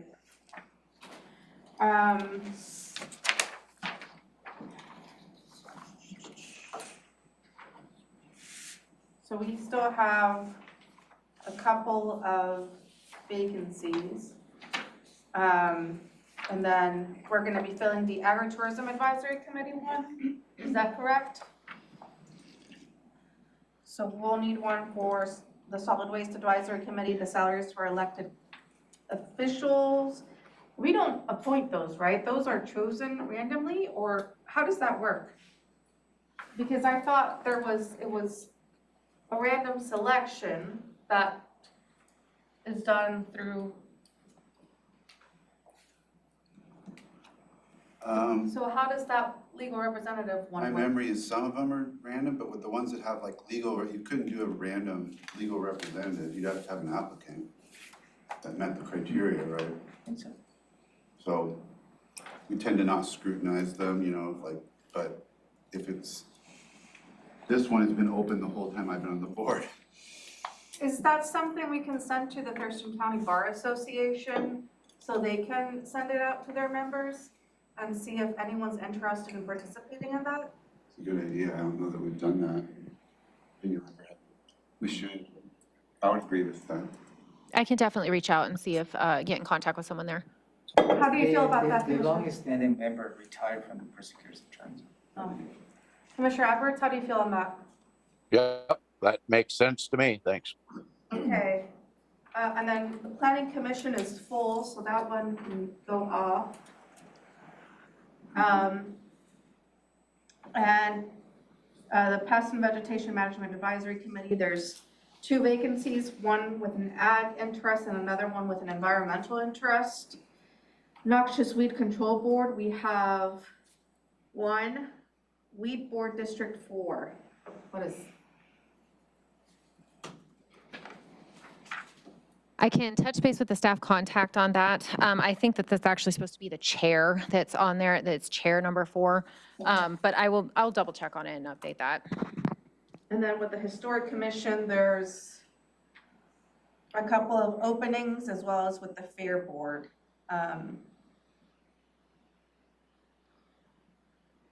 Since we have 2 youth, just an idea, those 2 4-H members that came and did the presentation, I think we should send them invitations to apply. They seemed really involved, and it would be great to see them involved in one of our committees, especially since they're great applicants. I'll be sure to get their contact from, I believe it was Thomasina. And then we did have a gal call yesterday with questions about it. She was a youth member, or a youth as well. And so I referred her over to Carrie Bodner with the Fair Board. So we may end up receiving another application for that as well. Great, thank you. Okay. Moving on to our PIO check-in. Good morning, Commissioners. Megan Porter, Public Information Supervisor. I just have one brief update for you. The news release soliciting additional applicants for the Public Health Consumer Representative for the expanded Board of Health will be going out shortly. We'll also push that out on social media, and I'll work with Keely to see if there are any organizations we can send that to as well. So pending any questions, that's what I have for you. Commissioner Edwards, questions? No questions. Commissioner Menzer?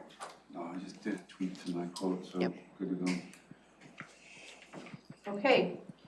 Next, there's no items under briefing, public hearing decisions pending. We have a couple of commissioner items, so we'll move ahead with those. The first one, policy on social media and logo. Good morning again, Megan Porter, Public Information Supervisor. So I have two policies for you this morning, the county logo policy and the social media policy. These have gone through the full policy development and review process, and I'm bringing in front of you for an overview before submitting an AIS for your approval. These have been reviewed and adjusted based on feedback from offices and departments as well as legal, and you have the draft policies in your packets. So I'm going to do the logo policy first. The purpose of this policy is to provide direction for consistent use of the Thurston County logo. The main components of this policy include defining the logo and the components of the logo to maintain consistency for clear visual representation of the county to the public. It also notes how to co-brand with other jurisdictions and organizations, noting the order in which they would need to go should we co-brand. The logo standards for the website, print, uniforms and clothing, vehicles, letterheads, business cards, exhibits, and flags. And then it also includes exceptions, including the Sheriff's Office vehicles and uniforms is one of the main exceptions in there, and then sizing of the logo for multi-jurisdictional projects. If you see in it, there's a highlighted section. I did make one addition to meet the needs of those using the logo on nylon vests or other type of vests that cannot be embroidered. I've confirmed that this change is non-substantial and allows for more flexibility, so I do not need to go back through the legal and department review process for this one. So any questions on the logo policy for you? Questions, Commissioner Edwards? I don't believe so, thanks. Questions, Commissioner Menzer? Yes. Go ahead, sir. So is this like something new that's being changed from the past? The logo policy is replacing a prior policy. It's just we updated a little bit and then made sure that it connected with our branding guidelines that we're developing. Because I mean, I know I raised this with you before, but one of the departments wanted to do a logo kind of tailored to their business model. And you had said, nope, we can't do that. But then they pointed out that a couple other departments do that, have their own, you know, certain shield thing, logo, and they're wondering. Offices do, departments don't. Okay. Yeah. Departments don't have the latitude that offices have. Mm-hmm. And so what can offices do that departments can't? Offices generally will co-logo with like a national association. I know that the assessor's office uses one of their awards of excellence as one of their logos in conjunction with Thurston County. The sheriff's office is an exception because they use their badge instead of the county logo. So there are some exceptions. We can put in here the potential for departments to create their own logo if you would like to. I would recommend against it because we want to brand the county, not necessarily different offices and departments. So I guess I do have an issue with that. I mean, it's already, for the very reasons you just described, it's already confused because the public doesn't understand the difference between an office and department. I don't believe the prosecutor's office should have the ability to do something the public defender's office can't do. I know one's an office, one in the department, but that's just some random product of a bunch of, you know, folks in the 19th century that decided what offices would be elected versus not elected, and I don't think it bears any relationship to the importance or the roles served by those various groups. That's just one example. So I'm a little uncomfortable with that, and if the argument is, well, the public will be confused. Well, they're already going to be confused because they're going to see a shield for the sheriff, and they're going to see a specialized logo for the prosecutor, and if that's not going to confuse them, a special logo for the public defender or public works isn't going to confuse them. I'm going to eat my words here because 1.4, office and departments are authorized to develop and use their own logos, but cannot replace the county logo. That is what I think that I was hoping to see. Yes. Because I don't want to mess up your overall, Thurston County branding scheme. And so I think we did add this after we had that discussion. Okay. I've been working on this one for like 4 years. Yeah. I just haven't ever had a chance to chew on it, except for just hearing that discrepancy where one of our departments thought they could, and they probably were looking at this. Yes. I mean, I confused them and said, well, Megan says maybe you can't. No, so let's get this straight. So yes, I'm going to eat my words here. It is included that they are authorized. It just must not replace the county logo. So it's about like Megan stated as a branding. It is important to identify Thurston County, and the Thurston County is the logo that we have. No, I get it. I'm with you. It's just it could be used internally. It could be used for certain. I mean, I think this is a reasonable. For instance, Public Works use a companion logo. APWA. Accreditation. APWA accreditation in coordination with other offices like the assessor uses the same, the auditor uses the same. Always the Thurston County logo is prominent. And that's the intent. Okay. Yeah. So sorry. Okay, any additional questions on the logo policy? Okay, let's move on to the social media policy. Okay, so the purpose of the social media policy is to ensure Thurston County offices and departments are minimizing the risk while using social media platforms to disseminate information and education about county programs, issues, initiatives, etc. So some components of the policy include when offices and departments would like to create a platform, offices may create platforms as they see fit, but must work with the Public Information Office to ensure they're setting up Archive Social to maintain archives of the content. Departments must work with and receive approval from the Public Information Supervisor to create new platforms. The reason why I'm including this in here is because there are oftentimes that departments have requested to create social media platforms, but they don't have enough content to keep the presence of a social media platform actually out there in the algorithm. And so often what I'll do is ask them to start supplying us with content, and if they have plenty of content, then we'll discuss opening up their own platform. But in the meantime, let's include it on just the county social media platforms to see if they have enough content, or if they have individuals who can actually maintain it, because if you're not maintaining it, it's not a useful tool. And then offices and departments need to assign a social media administrator to manage their sites. Public records and retention, offices and departments must follow the rules, laws around records and retentions. And then applicable and prohibited use. It does note that official county sites will be used only for county business. Staff may access their own social media accounts at work for limited personal communications during non-work time on their own devices. So we wanted to make sure that that was clear in there, that we're not prohibiting people from using their own device to access their own. They just must do it on non-work time on their own device. And then content posted, topics allowed and not allowed to be posted to the official county sites by administrators, that's listed in the policy, and inappropriate content from posts from outside entities. This was a issue during COVID. There was a lot of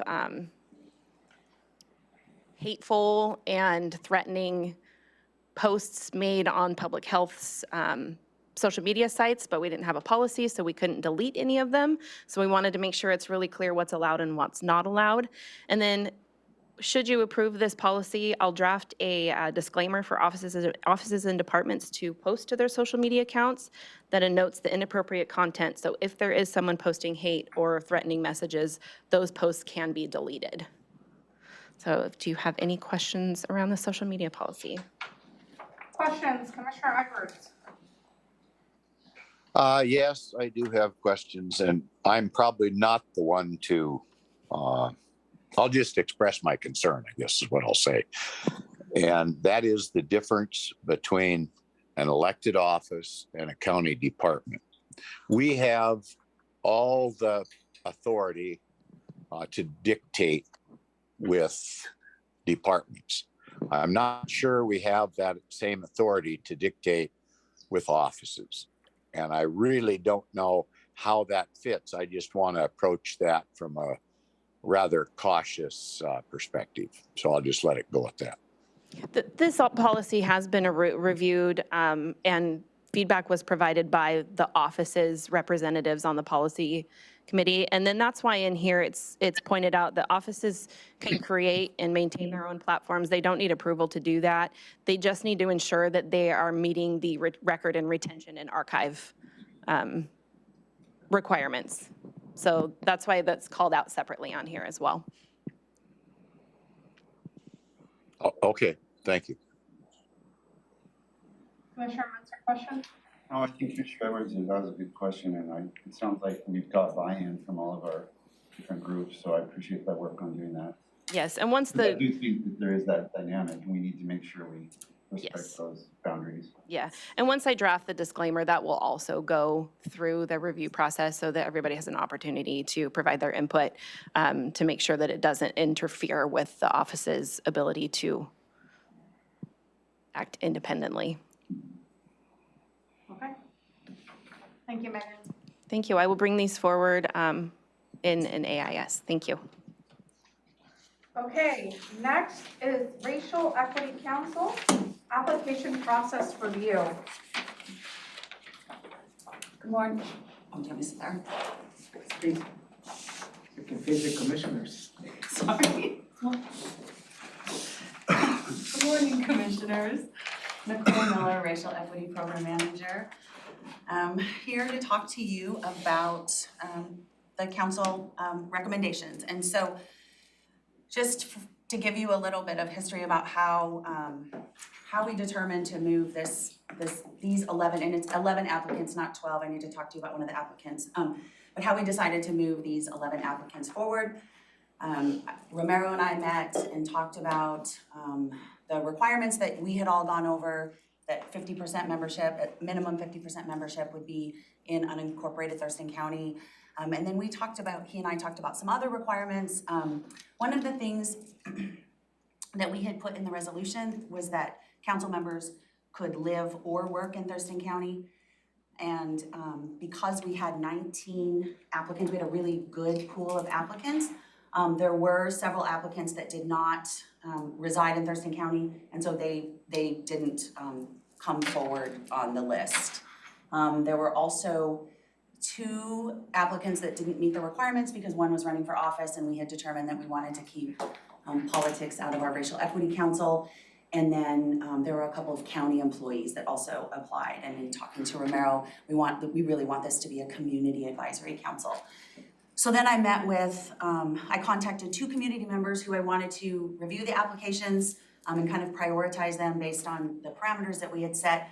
And unfortunately, one of the people that I had contacted from the community was unavailable because their husband was going to apply and then did not, in fact, submit an application. And so that's number 10 on the list, did not submit an application, but I was hoping that they were going to, and so had kept them on, but had contacted them and not received an application. So we do need to take number 10 off the list. I have an update on that one. Oh, wonderful. Because I met with, can I just go ahead and say, Dr. Jackson, I met with her yesterday and she said that she was going to remind him that there was still interest, but he hadn't gotten to the application yet. And that was going to be submitted sometime soon, so. Good. Just, Okay, so we'll, as we proceed with this, just keep that in mind, and when we receive the application, I'll make copies of it so you all can have a packet for that. So I did meet with one community member, and again, based on sort of the criteria that we had set, that community member reviewed all 19 of the applications, and then prioritized the list to submit 12 for you to review, with the idea that maybe we would select 10 at this time. Obviously, there is enough applicants to stand up the whole council. However, just given, if we stand up the entire council at once, then we have to stagger everybody's end dates and things like that, because then you would have the whole council turning over at the same time. So it's not, I mean, logistically, that's just a little bit more complicated. We didn't put names on this, but if you want, I can go over, or do you want me to go over this list, or is the description on here? Commissioner, questions? I have a question. Mm-hmm. So so you're saying, what is this 12, list of 12, and okay, we're taking 10 off. What does this list of 11 represent? People that you vetted as like Yes. possible candidates, and now we need to select a subset of them? Right. Yes, And that, how many are we looking to do?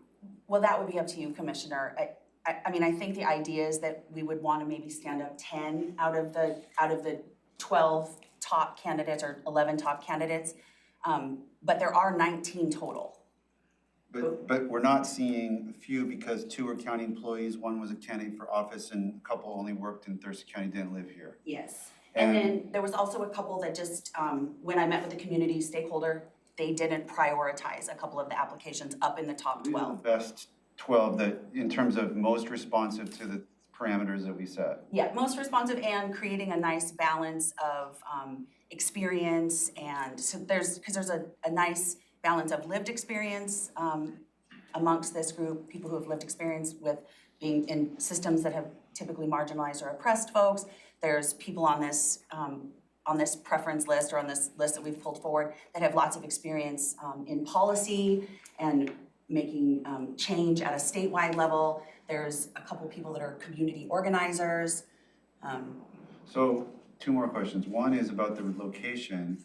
You know, there's Tenino, Olympia. What's purple and green, and what is unincorporated and non-incorporated? Like, where does that come into this? Sorry, I totally forgot to explain that. So my last one had a key on this, I apologize. So the green are all unincorporated Thurston County. So those are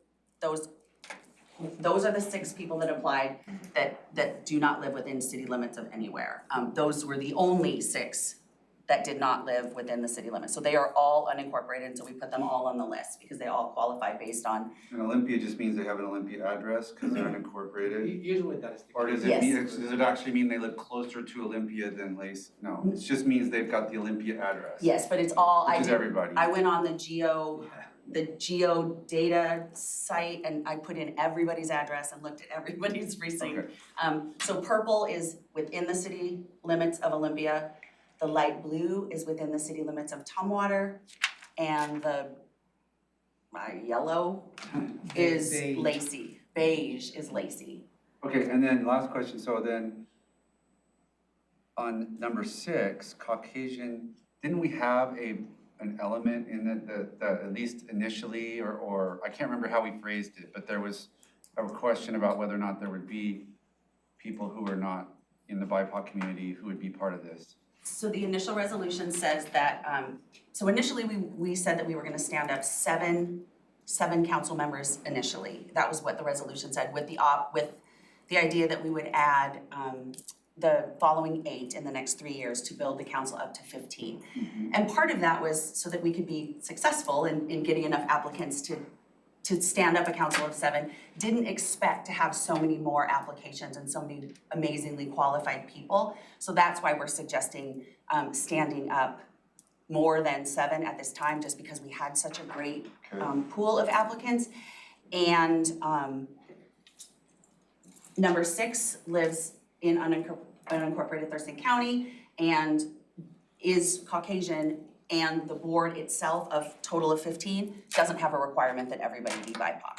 Okay, I just wanted to make sure that I sort of remembered, that was at least on an initial draft or something. Yep. You took that, Yes, okay. and you have the ability, obviously, to stand up more than the 7, if you wanted to at this time. Okay, those are my questions. Okay, thank you. Commissioner Edwards, questions? I'm curious who, I don't know about who, but how did, Nicole, how did you select your, I don't know, expert in your community member that had expertise that you went to? Well, I consulted with the county manager for some ideas and he suggested some folks, and so that's who I reached out to. And it was along the same lines of who I was thinking of anyway. Do you mind? Yeah, it's not a secret. I met with Doug Ma. And originally it was gonna be Doug and Dr. Jackson, and then Dr. Jackson wasn't available because, so then I reached out to Parfait, and then time got short because I somehow lost a week between the 4th of July holiday. I mean, it just was a shortened week, and so. Parfait was not available. He was not available. That would have been a good. Yeah. And I didn't prioritize the applications. When I handed them to Doug, they were in alphabetical order, and I gave him the criteria that we were looking at and just had him read all the packets that were submitted, and then he determined that. So I think the resolution intended to be inclusive, and it states that at least the first 7 members will be standing and nominated by the board. Considering the number of applications, we'll be distributing all the applications to you for review. This is just an overview of what we have received, just to give you a consolidated assessment. But the board also has the option to go beyond the 12 applications, just see the 20. This is the best possible recommendation from the staff point of view, based on what we heard from the county, from the commissioners, related to, vetting some of the applications that we have received. The question for the board will be, is it 7 a good starting point? And then when the council is standing, then they will go through their own review process to build the council, or you like to start the council with more than 7? That's really some of the conversations that you need to have. I'm not necessarily asking you to make that decisions today. I think you may want to review the applications and make your own judgments. And this will be a good, starting point when you review these applications. Commissioner Edwards, did that answer your question, sir? Do you have any additional questions? No, I think I'm fine with it. Thank you. Okay. So we'll be receiving, do commissioners want to receive just these 12 applications, or do you want to receive the full packet of 20? Commissioner Edwards? I think I'm good with the 12 that's been weeded down so far. Commissioner Menser? I agree. And I'm in agreement as well. And then can they be put kind of in this order that way? On the packet? Yeah. Yep, absolutely. Would you like me to pull number 13 up in case we don't get an application from number 10? Yes. In case we want to have 12. It was not 12 is not a magic number. Yeah, I don't know. Okay.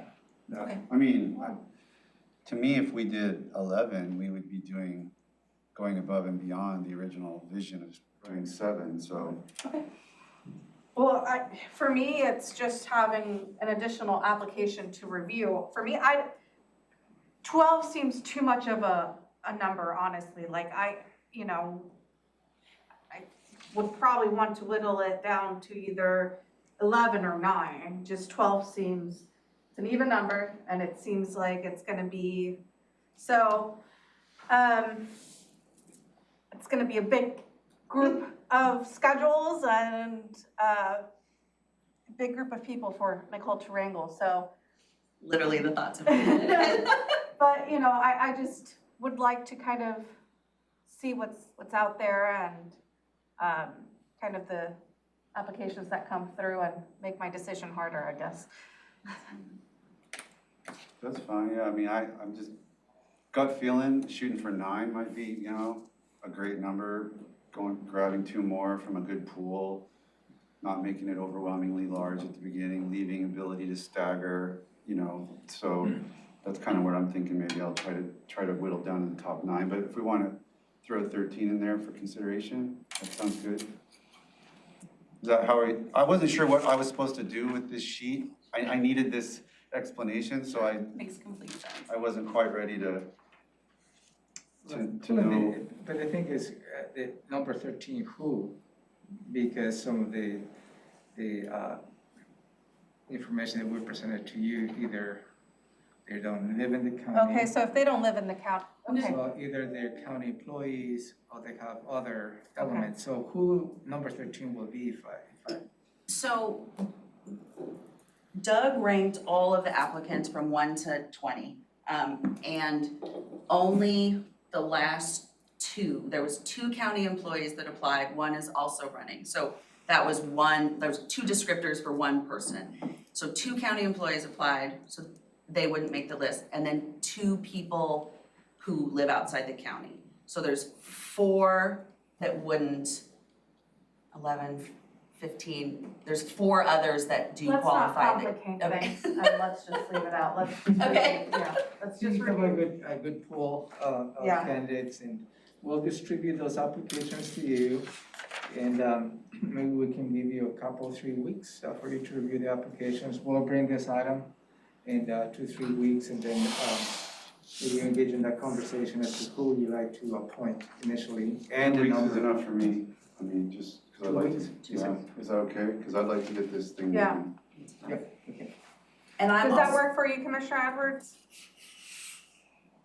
Yes, that works for me. And I'm kind of deferring to the chair for her expertise on this anyway. I don't fit in the demographic, and I'm going to put emphasis on the chair's decision. Thank you, Commissioner. I'm also available to answer any questions about any of the applicants, because I have met with all of them myself also, and spoken with them personally about their applications. Some people I've met more than others, but I have talked to everybody that has applied personally too. So if you have any questions about their applications, you can also let me know. Perfect, thank you so much. You're welcome. Okay, next, moving on to Commissioner Everett's favorite topic, dangerous trees. Thank you, Commissioners. You have reviewed this item in a couple of occasions. The last week, which is a follow-up to the previous week, you asked additional pictures related to the dwellings that might be affected by those dangerous trees. Last week, you asked if we can reach out to some organizations that perhaps might be interested in taking this property, whether it's a conservation or any other sort of organization. And I believe Jason is ready here to report on that. Jason? Yes, good morning. I reached out to numerous conservation companies or conservation trusts around the area. I only received a response from 2 of them at this time. Both of them were not interested unless you were willing to donate the property to them. So, and I have calls into others. I called this morning and I'm not getting any return calls from them, but I've continued to try to get the information out to them. Okay, Jason, can you outline this? How many trees and what is the cost of taking those down? Yes, there is currently 4 trees. 2 are in danger of hitting one piece of property and 2 are in danger of another piece of property. We had the arborist report. They do say they probably will not make it through this winter with the wind and rain. The cost was $4,200 plus tax. Last Tuesday, sorry, Romero. No, go Last ahead. Tuesday, I spoke with one of the citizens, and he did mention that he may be willing to split the cost of the removal of his 2 trees. But the other citizen is not. The other property owner is not interested in that. Thank you. Yes. Okay, Commissioner Edwards? Yes, first I want to compliment Jason on putting this package together. Pretty complicated operation out there. I did make a personal on-site visit and talked with both homeowners. So I think Jason's got it laid out pretty good. So I'm willing to go ahead with the proposal as laid out by Mr. Ash. And I do think at some point, that's kind of for the immediate fix. But at some point, I do think we need to think about what we're going to do with that. I think it's a 7-acre parcel. Whether how we came about owning it, and if there's any restrictions, I'm all for giving it to a conservancy group or someone that can manage it to the community's benefit somehow. I don't know the answer to any of that stuff at this point, but I think moving forward with the removal is a step in the right direction. So, to Commissioner Edwards' point, can I ask that question? I mean, I understand it's a tax title, so we have to, it has to be, you know, basically reimbursed. Is there a possibility the county can buy those and donate them to whoever said they were interested if they were donated? So, I think we need to engage the treasurer's office, and they need to go through a normal surplus process. Okay. Because the tax title properties, the county holds those properties in custody of all the residents in the county. So we don't own that property. Whether the transaction is such after the treasurers goes through the normal surplus property and no potential buyers, or it could be the county can exercise the right to purchase and fee this property and then donate it. So a couple of steps, but a direct shot, I don't believe is Okay. appropriate. Just wondering. Okay, questions, Commissioner Munster?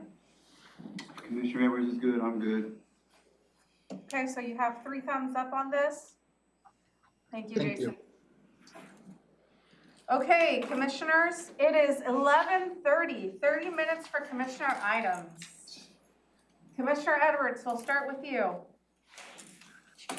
Okay, I'll try to make it a very simple item that won't take too long.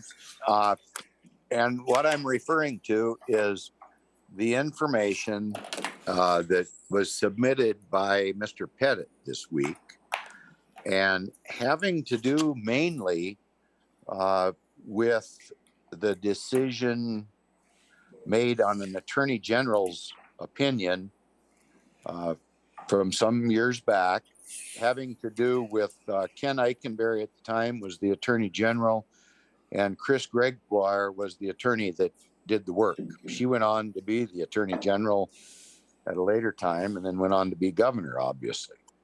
And reading the material that's been submitted, I cannot see how we could interpret anything but what was originally put out. And that was, if you look at the information on the argument for and against, that type of thing, it was really clear that the citizens of Olympia only would be making the determination if it was allowed to extend past the original boundaries that were voted in the 1800s. And the ability to change that location is incumbent on all the citizens of the county voting to change the location, and not just the citizens of Olympia. So I would hope my seatmates have looked that over.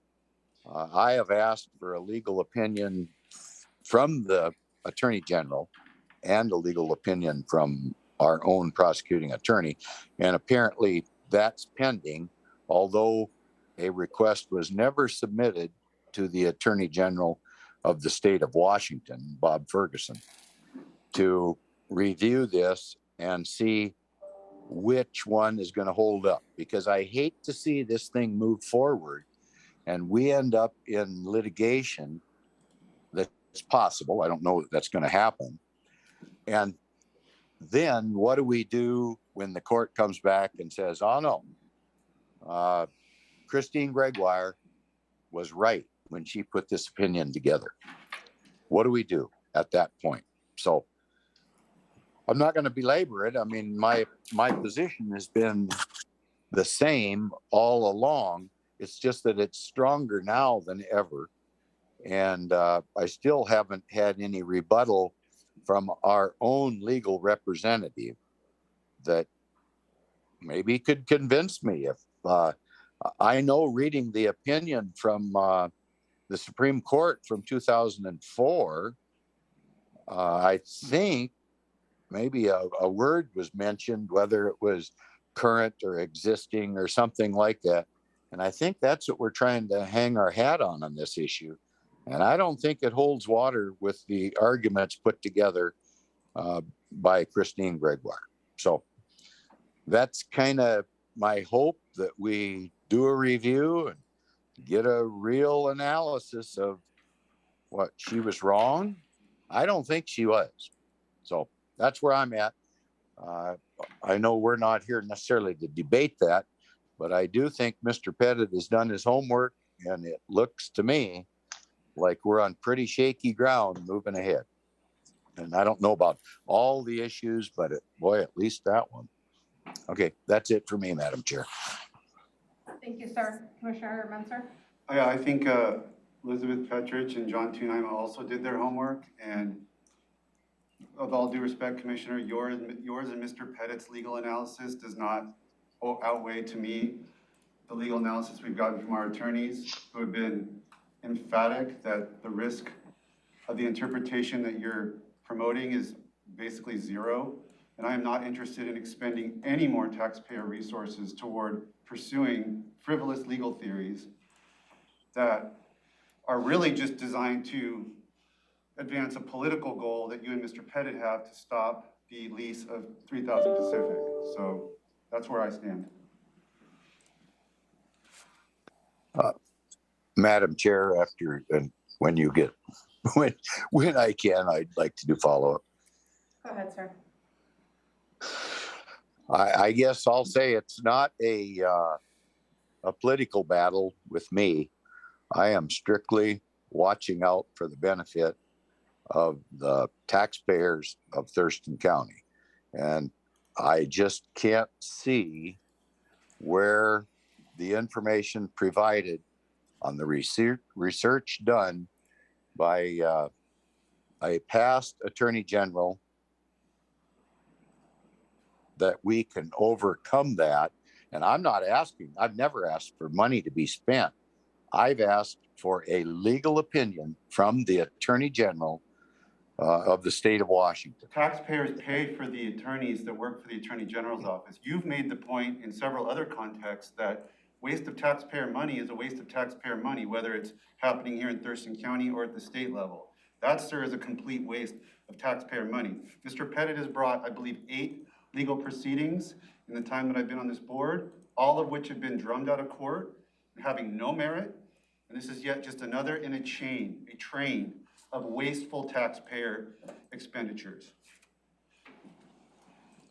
Well, I'm sure that we will probably continue to disagree on that analysis, but nonetheless, if it ends up going to court, I'm worried that we may not prevail, and maybe you're going to be right, or maybe I'm going to be right. I just hate to use the theory of gambling, if you will, with the taxpayers' money. I'd just rather be cautious and have a solid opinion from someone. The county was wrong in 2004, and I think they're wrong today, but I'm not a legal scholar. I'm just trying to look out for the taxpayers. So I'll just let it go at that, ma'am. Thank you. Elizabeth, I have one is, I know you and Prosecutor Thunheim are working on a written opinion. When is that going to be ready?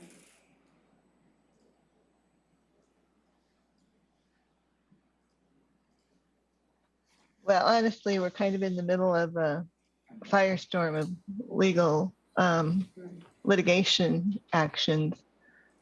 which will actually get a court opinion on some of the issues that have been raised. Okay. So we're doing our best with the resources we have to respond to Mr. Pettit on several different levels. Okay. Commissioner Munzer, any commissioner items? The only thing on my list relates to a letter that was on my desk, and so related to a project at the Washington Center for the Performing Arts and a grant program that they're trying to connect to through the state. And since we didn't get a formal letter, I'm imagining at a future meeting, the county manager will bring it for discussion. So I will just wait. Yeah, that letter asked for a contribution from the county, and that will be part of, I believe, of your budget deliberations that come along. Yeah, there's like a 33% state grant match that can be connected up, and they're trying to raise the last $500,000 of a $9 million project, and it's all explained in the letter, so I'll just defer to that. I don't have anything else. Could that letter be sent just so me and Commissioner Edwards can have a look at it? Yeah, I think it was sent to the board, but yeah, I'll forward that. I haven't seen it, so. Okay, my commissioner item is in relation to the Grand Mound docket item. Ramiro, I know last time when you gave the update, you said that a staff member had been assigned. I met with some of the Grand Mound applicants and they said they still hadn't heard from the staff member, so I'm just wondering if there's like an update on that, and I had the same meeting and I had follow-up, and I was told it's Caitlin Nelson, and I think Tom Cena has communicated with the citizens that that's the person they should be in touch with, so that's what I know. Yeah, and that's what that's my understanding. Okay. So Caitlin, I'm glad that she's been assigned to this, so it's not new to the county, and so she'll be working, start reaching out. Perfect, yeah, Yeah, it was they raised some interesting points, and I'm trying to follow up on them. Okay. Commissioner Edwards, you unmuted yourself, sir? Yes, sir. Or yes, ma'am. I'm sorry about that. Yes, I told you mine would be real. My first topic could be pretty simple. Actually, I do have a quick second topic that maybe we could agree on. We'll see. Go ahead, sir. Okay. We've had an issue raised by a party out in rural America in which the state is attempting to house 6, I'm just going to call them criminals. I don't know that they're all sex offenders or if any of them are. I'm told that the state is closing down or attempting to close down McNeil Island and putting a lot of folks out under community supervision. Well, that might have merit, but if you think about the Growth Management Act, the whole intent of that Growth Management Act is to keep folks where there are services. And so when we take 6 convicted offenders and put them into a zoned area of 1 and 5 with very few supervisors overseeing them, I think there's like going to be one person there. They're going to be living in a house, and I can't see why the state would put these people into rural America where there's no public transportation, there's no ability to obtain job situations where they could get jobs or treatment for whatever their situation is. So I think the state has made a big mistake in actually attempting to place individuals in the unincorporated area when they should be placing them, if they're going to do this at all, which I'm not thrilled about their whole philosophy, but I do not think that they ought to be in rural America. They ought to be placed at least in an urban setting where they have some possibility of success. To me, it looks like they're going to be put out in a location where they're just asking for failure. So I'm going to ask the board if they would be interested in writing a letter to the state asking them to follow the Growth Management Act and in philosophy, if nothing else. And I suppose we'll need some help from legal to draft us up a letter. And I might mention that the director of CPED has mentioned the state has already provided these folks with some legal assistance that's coming, and that will have to be discussed with Josh. I'm not exactly sure where he's at, but I think it is a big mistake, and I don't know that we have authority over this through our zoning or other activities, but I think as a philosophy, we might agree that putting 6 convicted offenders from McNeil Island, it sounds like to me, so I don't know their history, because the state has never come forward and said, you want to take a look at these. So I'm thinking that if we wrote a letter expressing our objection and asking the state to abide by the philosophy of growth management in their placing of these type of offenders in the community. And if my seatmates aren't interested in doing that, I'm going to do it as an individual commissioner. I just think it carries more weight if we all agree on it. So we'll see where that goes. Ready for some discussion. Thank you, sir. County manager had his hand up, so. So related to whether the county has a role on this, the county certainly has a role on this particular item. And I believe Commissioner Edwards, you're stating the dwelling that we came aware in Tenino, right outside of the city of Tenino. As soon as we became aware, we sent a letter to the operators asking them that they need to secure a special use permit, because that's the only way they can operate that. Absent the issuance from the county of a special use permit, they will be in violation of our code, and they will be going through a code violation process. So that letter was sent to them, and in response to that, I believe we got an email. They will be assessing the terms of the letter, and we'll still be waiting for actually submitted a permit in order for the county to allow that type of activities in that facility. So it's a work in progress. As far as I understand, no individuals have been placed there yet. And this is perhaps something has changed since I last heard about this. And but that's the process that we're going through. So just to emphasize, the county does have a role on this, and the county is planning to go through the process to see if they meet the criteria for on a special use. Can I ask a question on that? Yeah, I have a couple questions to go ahead, Commissioner Menzer. Well, just because, my understanding was they were doing something, and I don't know exactly what. I know people see any activity and they jump to the conclusion that they're operating, but my understanding was they weren't in full operation, but they were starting to do something in advance of having secured the needed special use permit. Am I accurate about that? My understanding is that they were in the process of receiving individuals, as Commissioner Edwards stated, and that's how the citizens got involved related to that. So they were operating? They were in the process of it. So in a way, they probably already had the amenities in place to receive those individuals, which is by default, they didn't secure the appropriate permits.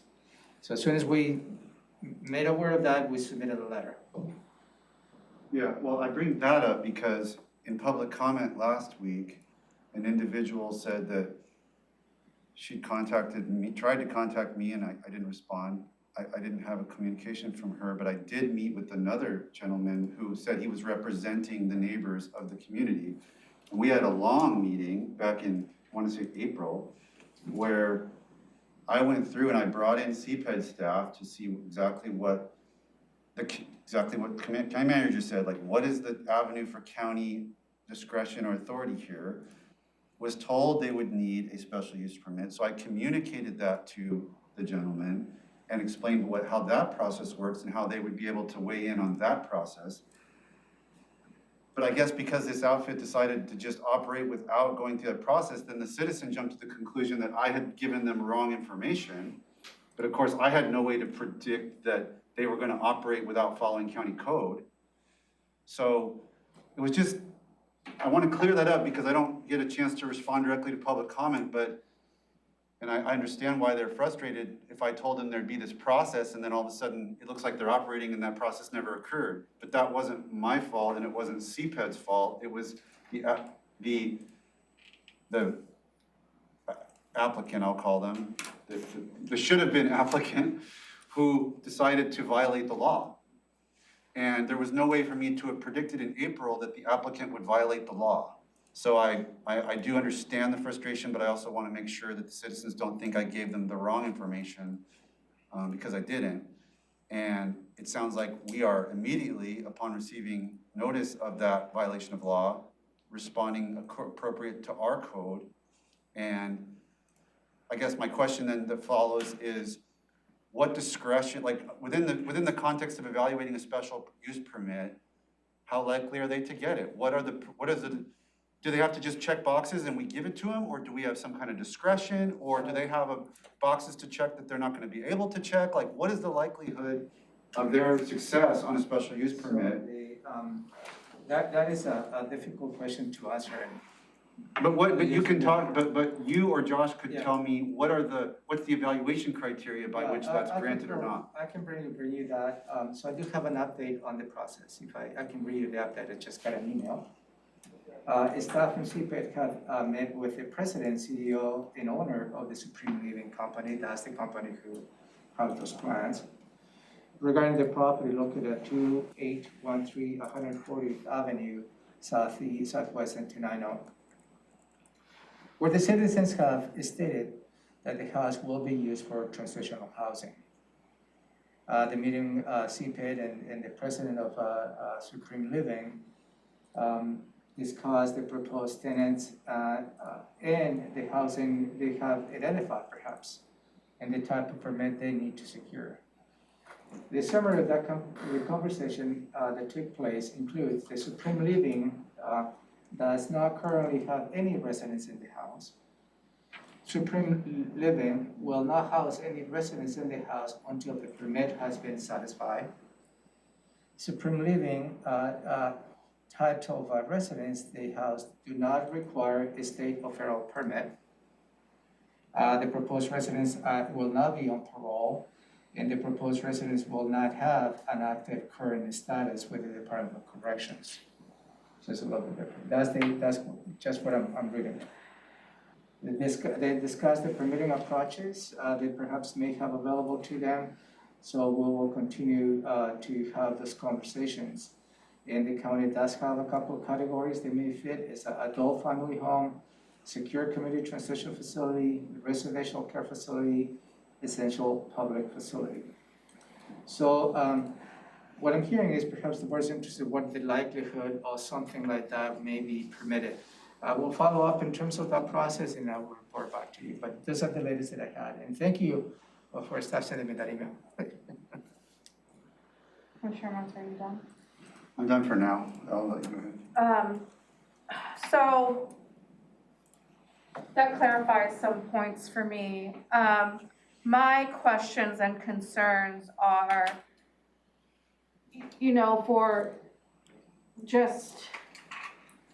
for people living in McNeil Island, right, there is a process where they go through where they are permitted to come back into a transitional home, and they have to follow some guidelines. Technically, they're, not on parole. They're not, it's a civil arrest. So my question for that, I mean, are there gonna be people from McNeil Island who have that civil commitment in this particular place? Or is it just gonna be transitional, just, what kind of housing? I just don't get what kind of individuals are gonna be there. Good question, because we have not received an application. So all good questions, but I'm not able to respond to those questions because we have not received a formal application from this company. They will determine what type of individuals will be housed for how long and in the terms and conditions. So I don't know, I can answer that question. Because individuals, I mean, for civil commitment, they're technically not on parole. They just have to follow specific guidelines set by the judges. And I mean, I did these cases in Superior Court. I was the person who was assigned to them. And those individuals, 1 week tops, and they all failed and were back into civil commitment. So I do understand the concerns of the residents that are near that area.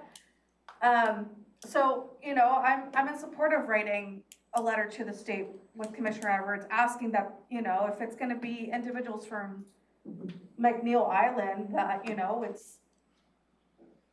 we're not interested in that, especially down in a rural area. My suggestion is to wait and see what type of applications we receive.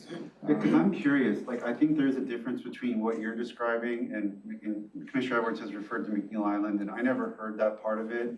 There is an issue, and I don't know what the project is, but there is an issue with just anyone who finishes a sentence for certain types of offenses, like sex offenses, done. They're not on parole, they're not on probation, there wasn't a civil commitment, they had a jail sentence, they can't find housing. And I know there was an effort to try to find transitional housing for folks that had paid their debt to society and need a place. Now, I'm not saying Tenino or this location is a good location, but I'm just saying I would see that a little differently than maybe some of the other types of more serious cases that you and Commissioner Edwards are talking about, which I think you guys are probably on track there. But I don't even know what kind of project they're proposing because we don't know. But also let me offer you another perspective on this.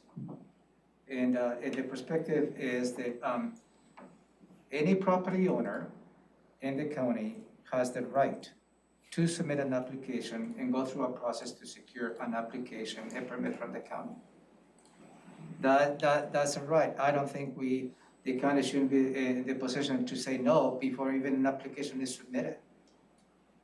And also remember the role the county plays and the Board of County Commissioners related to permit process.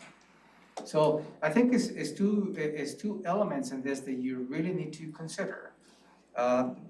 Because you as a Board of County Commissioners, I will strongly encourage you to say, not to put yourself in that position to stop an individual, regardless of their proposal, to stop from processing a permit of their property, to develop their property. And that's their right to do so, as any resident in the Thurston County has. right. I mean, if they were asking me for a change to accommodate or facilitate, I probably would have no interest in that. But if they're just applying under existing rules, I think that's why I spent a lot of time up front with that one particular gentleman, so I could explain to him, because I said, once they file an application, I have to back out because I have that role. So let me give you all the information I can about how you'll need to deal, once that application's filed, how you will need to weigh in, and then. And when an application is filed, I will report to the board in the terms of what that application is seeking. And I will report that, but at that point is, this application can be appealable to you, regardless. So there is two elements on this, be responsive to citizens' concerns, which I totally agree. Well, here's something we might be able to do is if we could find out more about what the state's program is, like take it away from this particular project, and if we find out that they're trying to put the most serious types of offenders, like in rural areas, then we could write a letter at that level and say, we don't, Commissioner Edwards' point, growth management is gonna be served And these folks will be served if they're closer to services and transportation. We understand you've got this programmatic thing, and we're really concerned about how that might apply in Thurston County. Taking it up that one notch, I think I might be comfortable with that. Yeah. I'm sorry. No, and that was going to be my next suggestion, so thank you, Commissioner Menser, is maybe taking it away, right? Letting them file their permit, but making sure, I feel like we're a step ahead of the game and just asking the state, like, you know, if this is something that you're thinking about, first, we would like to know. And two, we would, you know, not want them in rural areas for the reasons that Commissioner Edwards mentioned, you know, and I think there needs to be a process for that, especially. The stream is cutting in and out, just so you know. It must be an internet issue, but It is being recorded.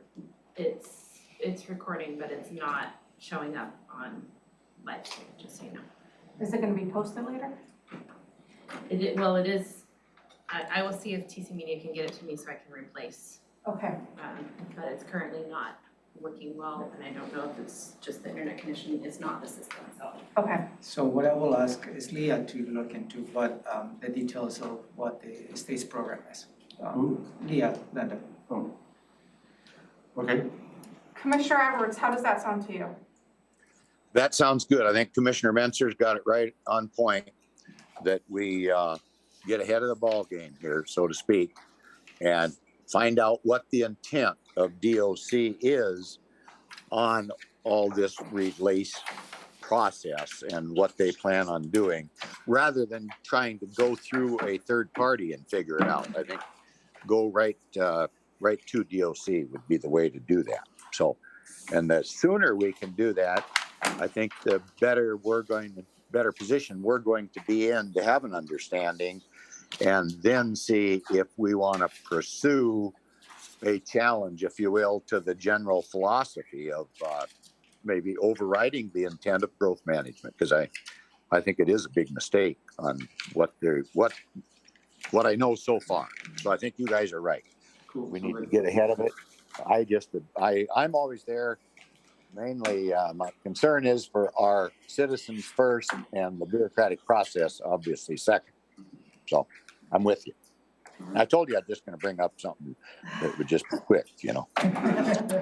Okay, so it is noon, and I know that there's been some issues with the live stream. Megan will be working with TC Media in order to post the full version of this conversation, since it is being recorded. I cannot confirm that. If I'm looking at it, it doesn't look like she can record. Okay, so we'll have meeting notes. All right. Okay. We can So, control You're technology. adjourned. County Chair, Yes, Sure. go ahead. are we going to have this fixed for our 2:00 meeting at least? Yes, absolutely. Hopefully, that's the intent. Okay. Thank you. Yeah.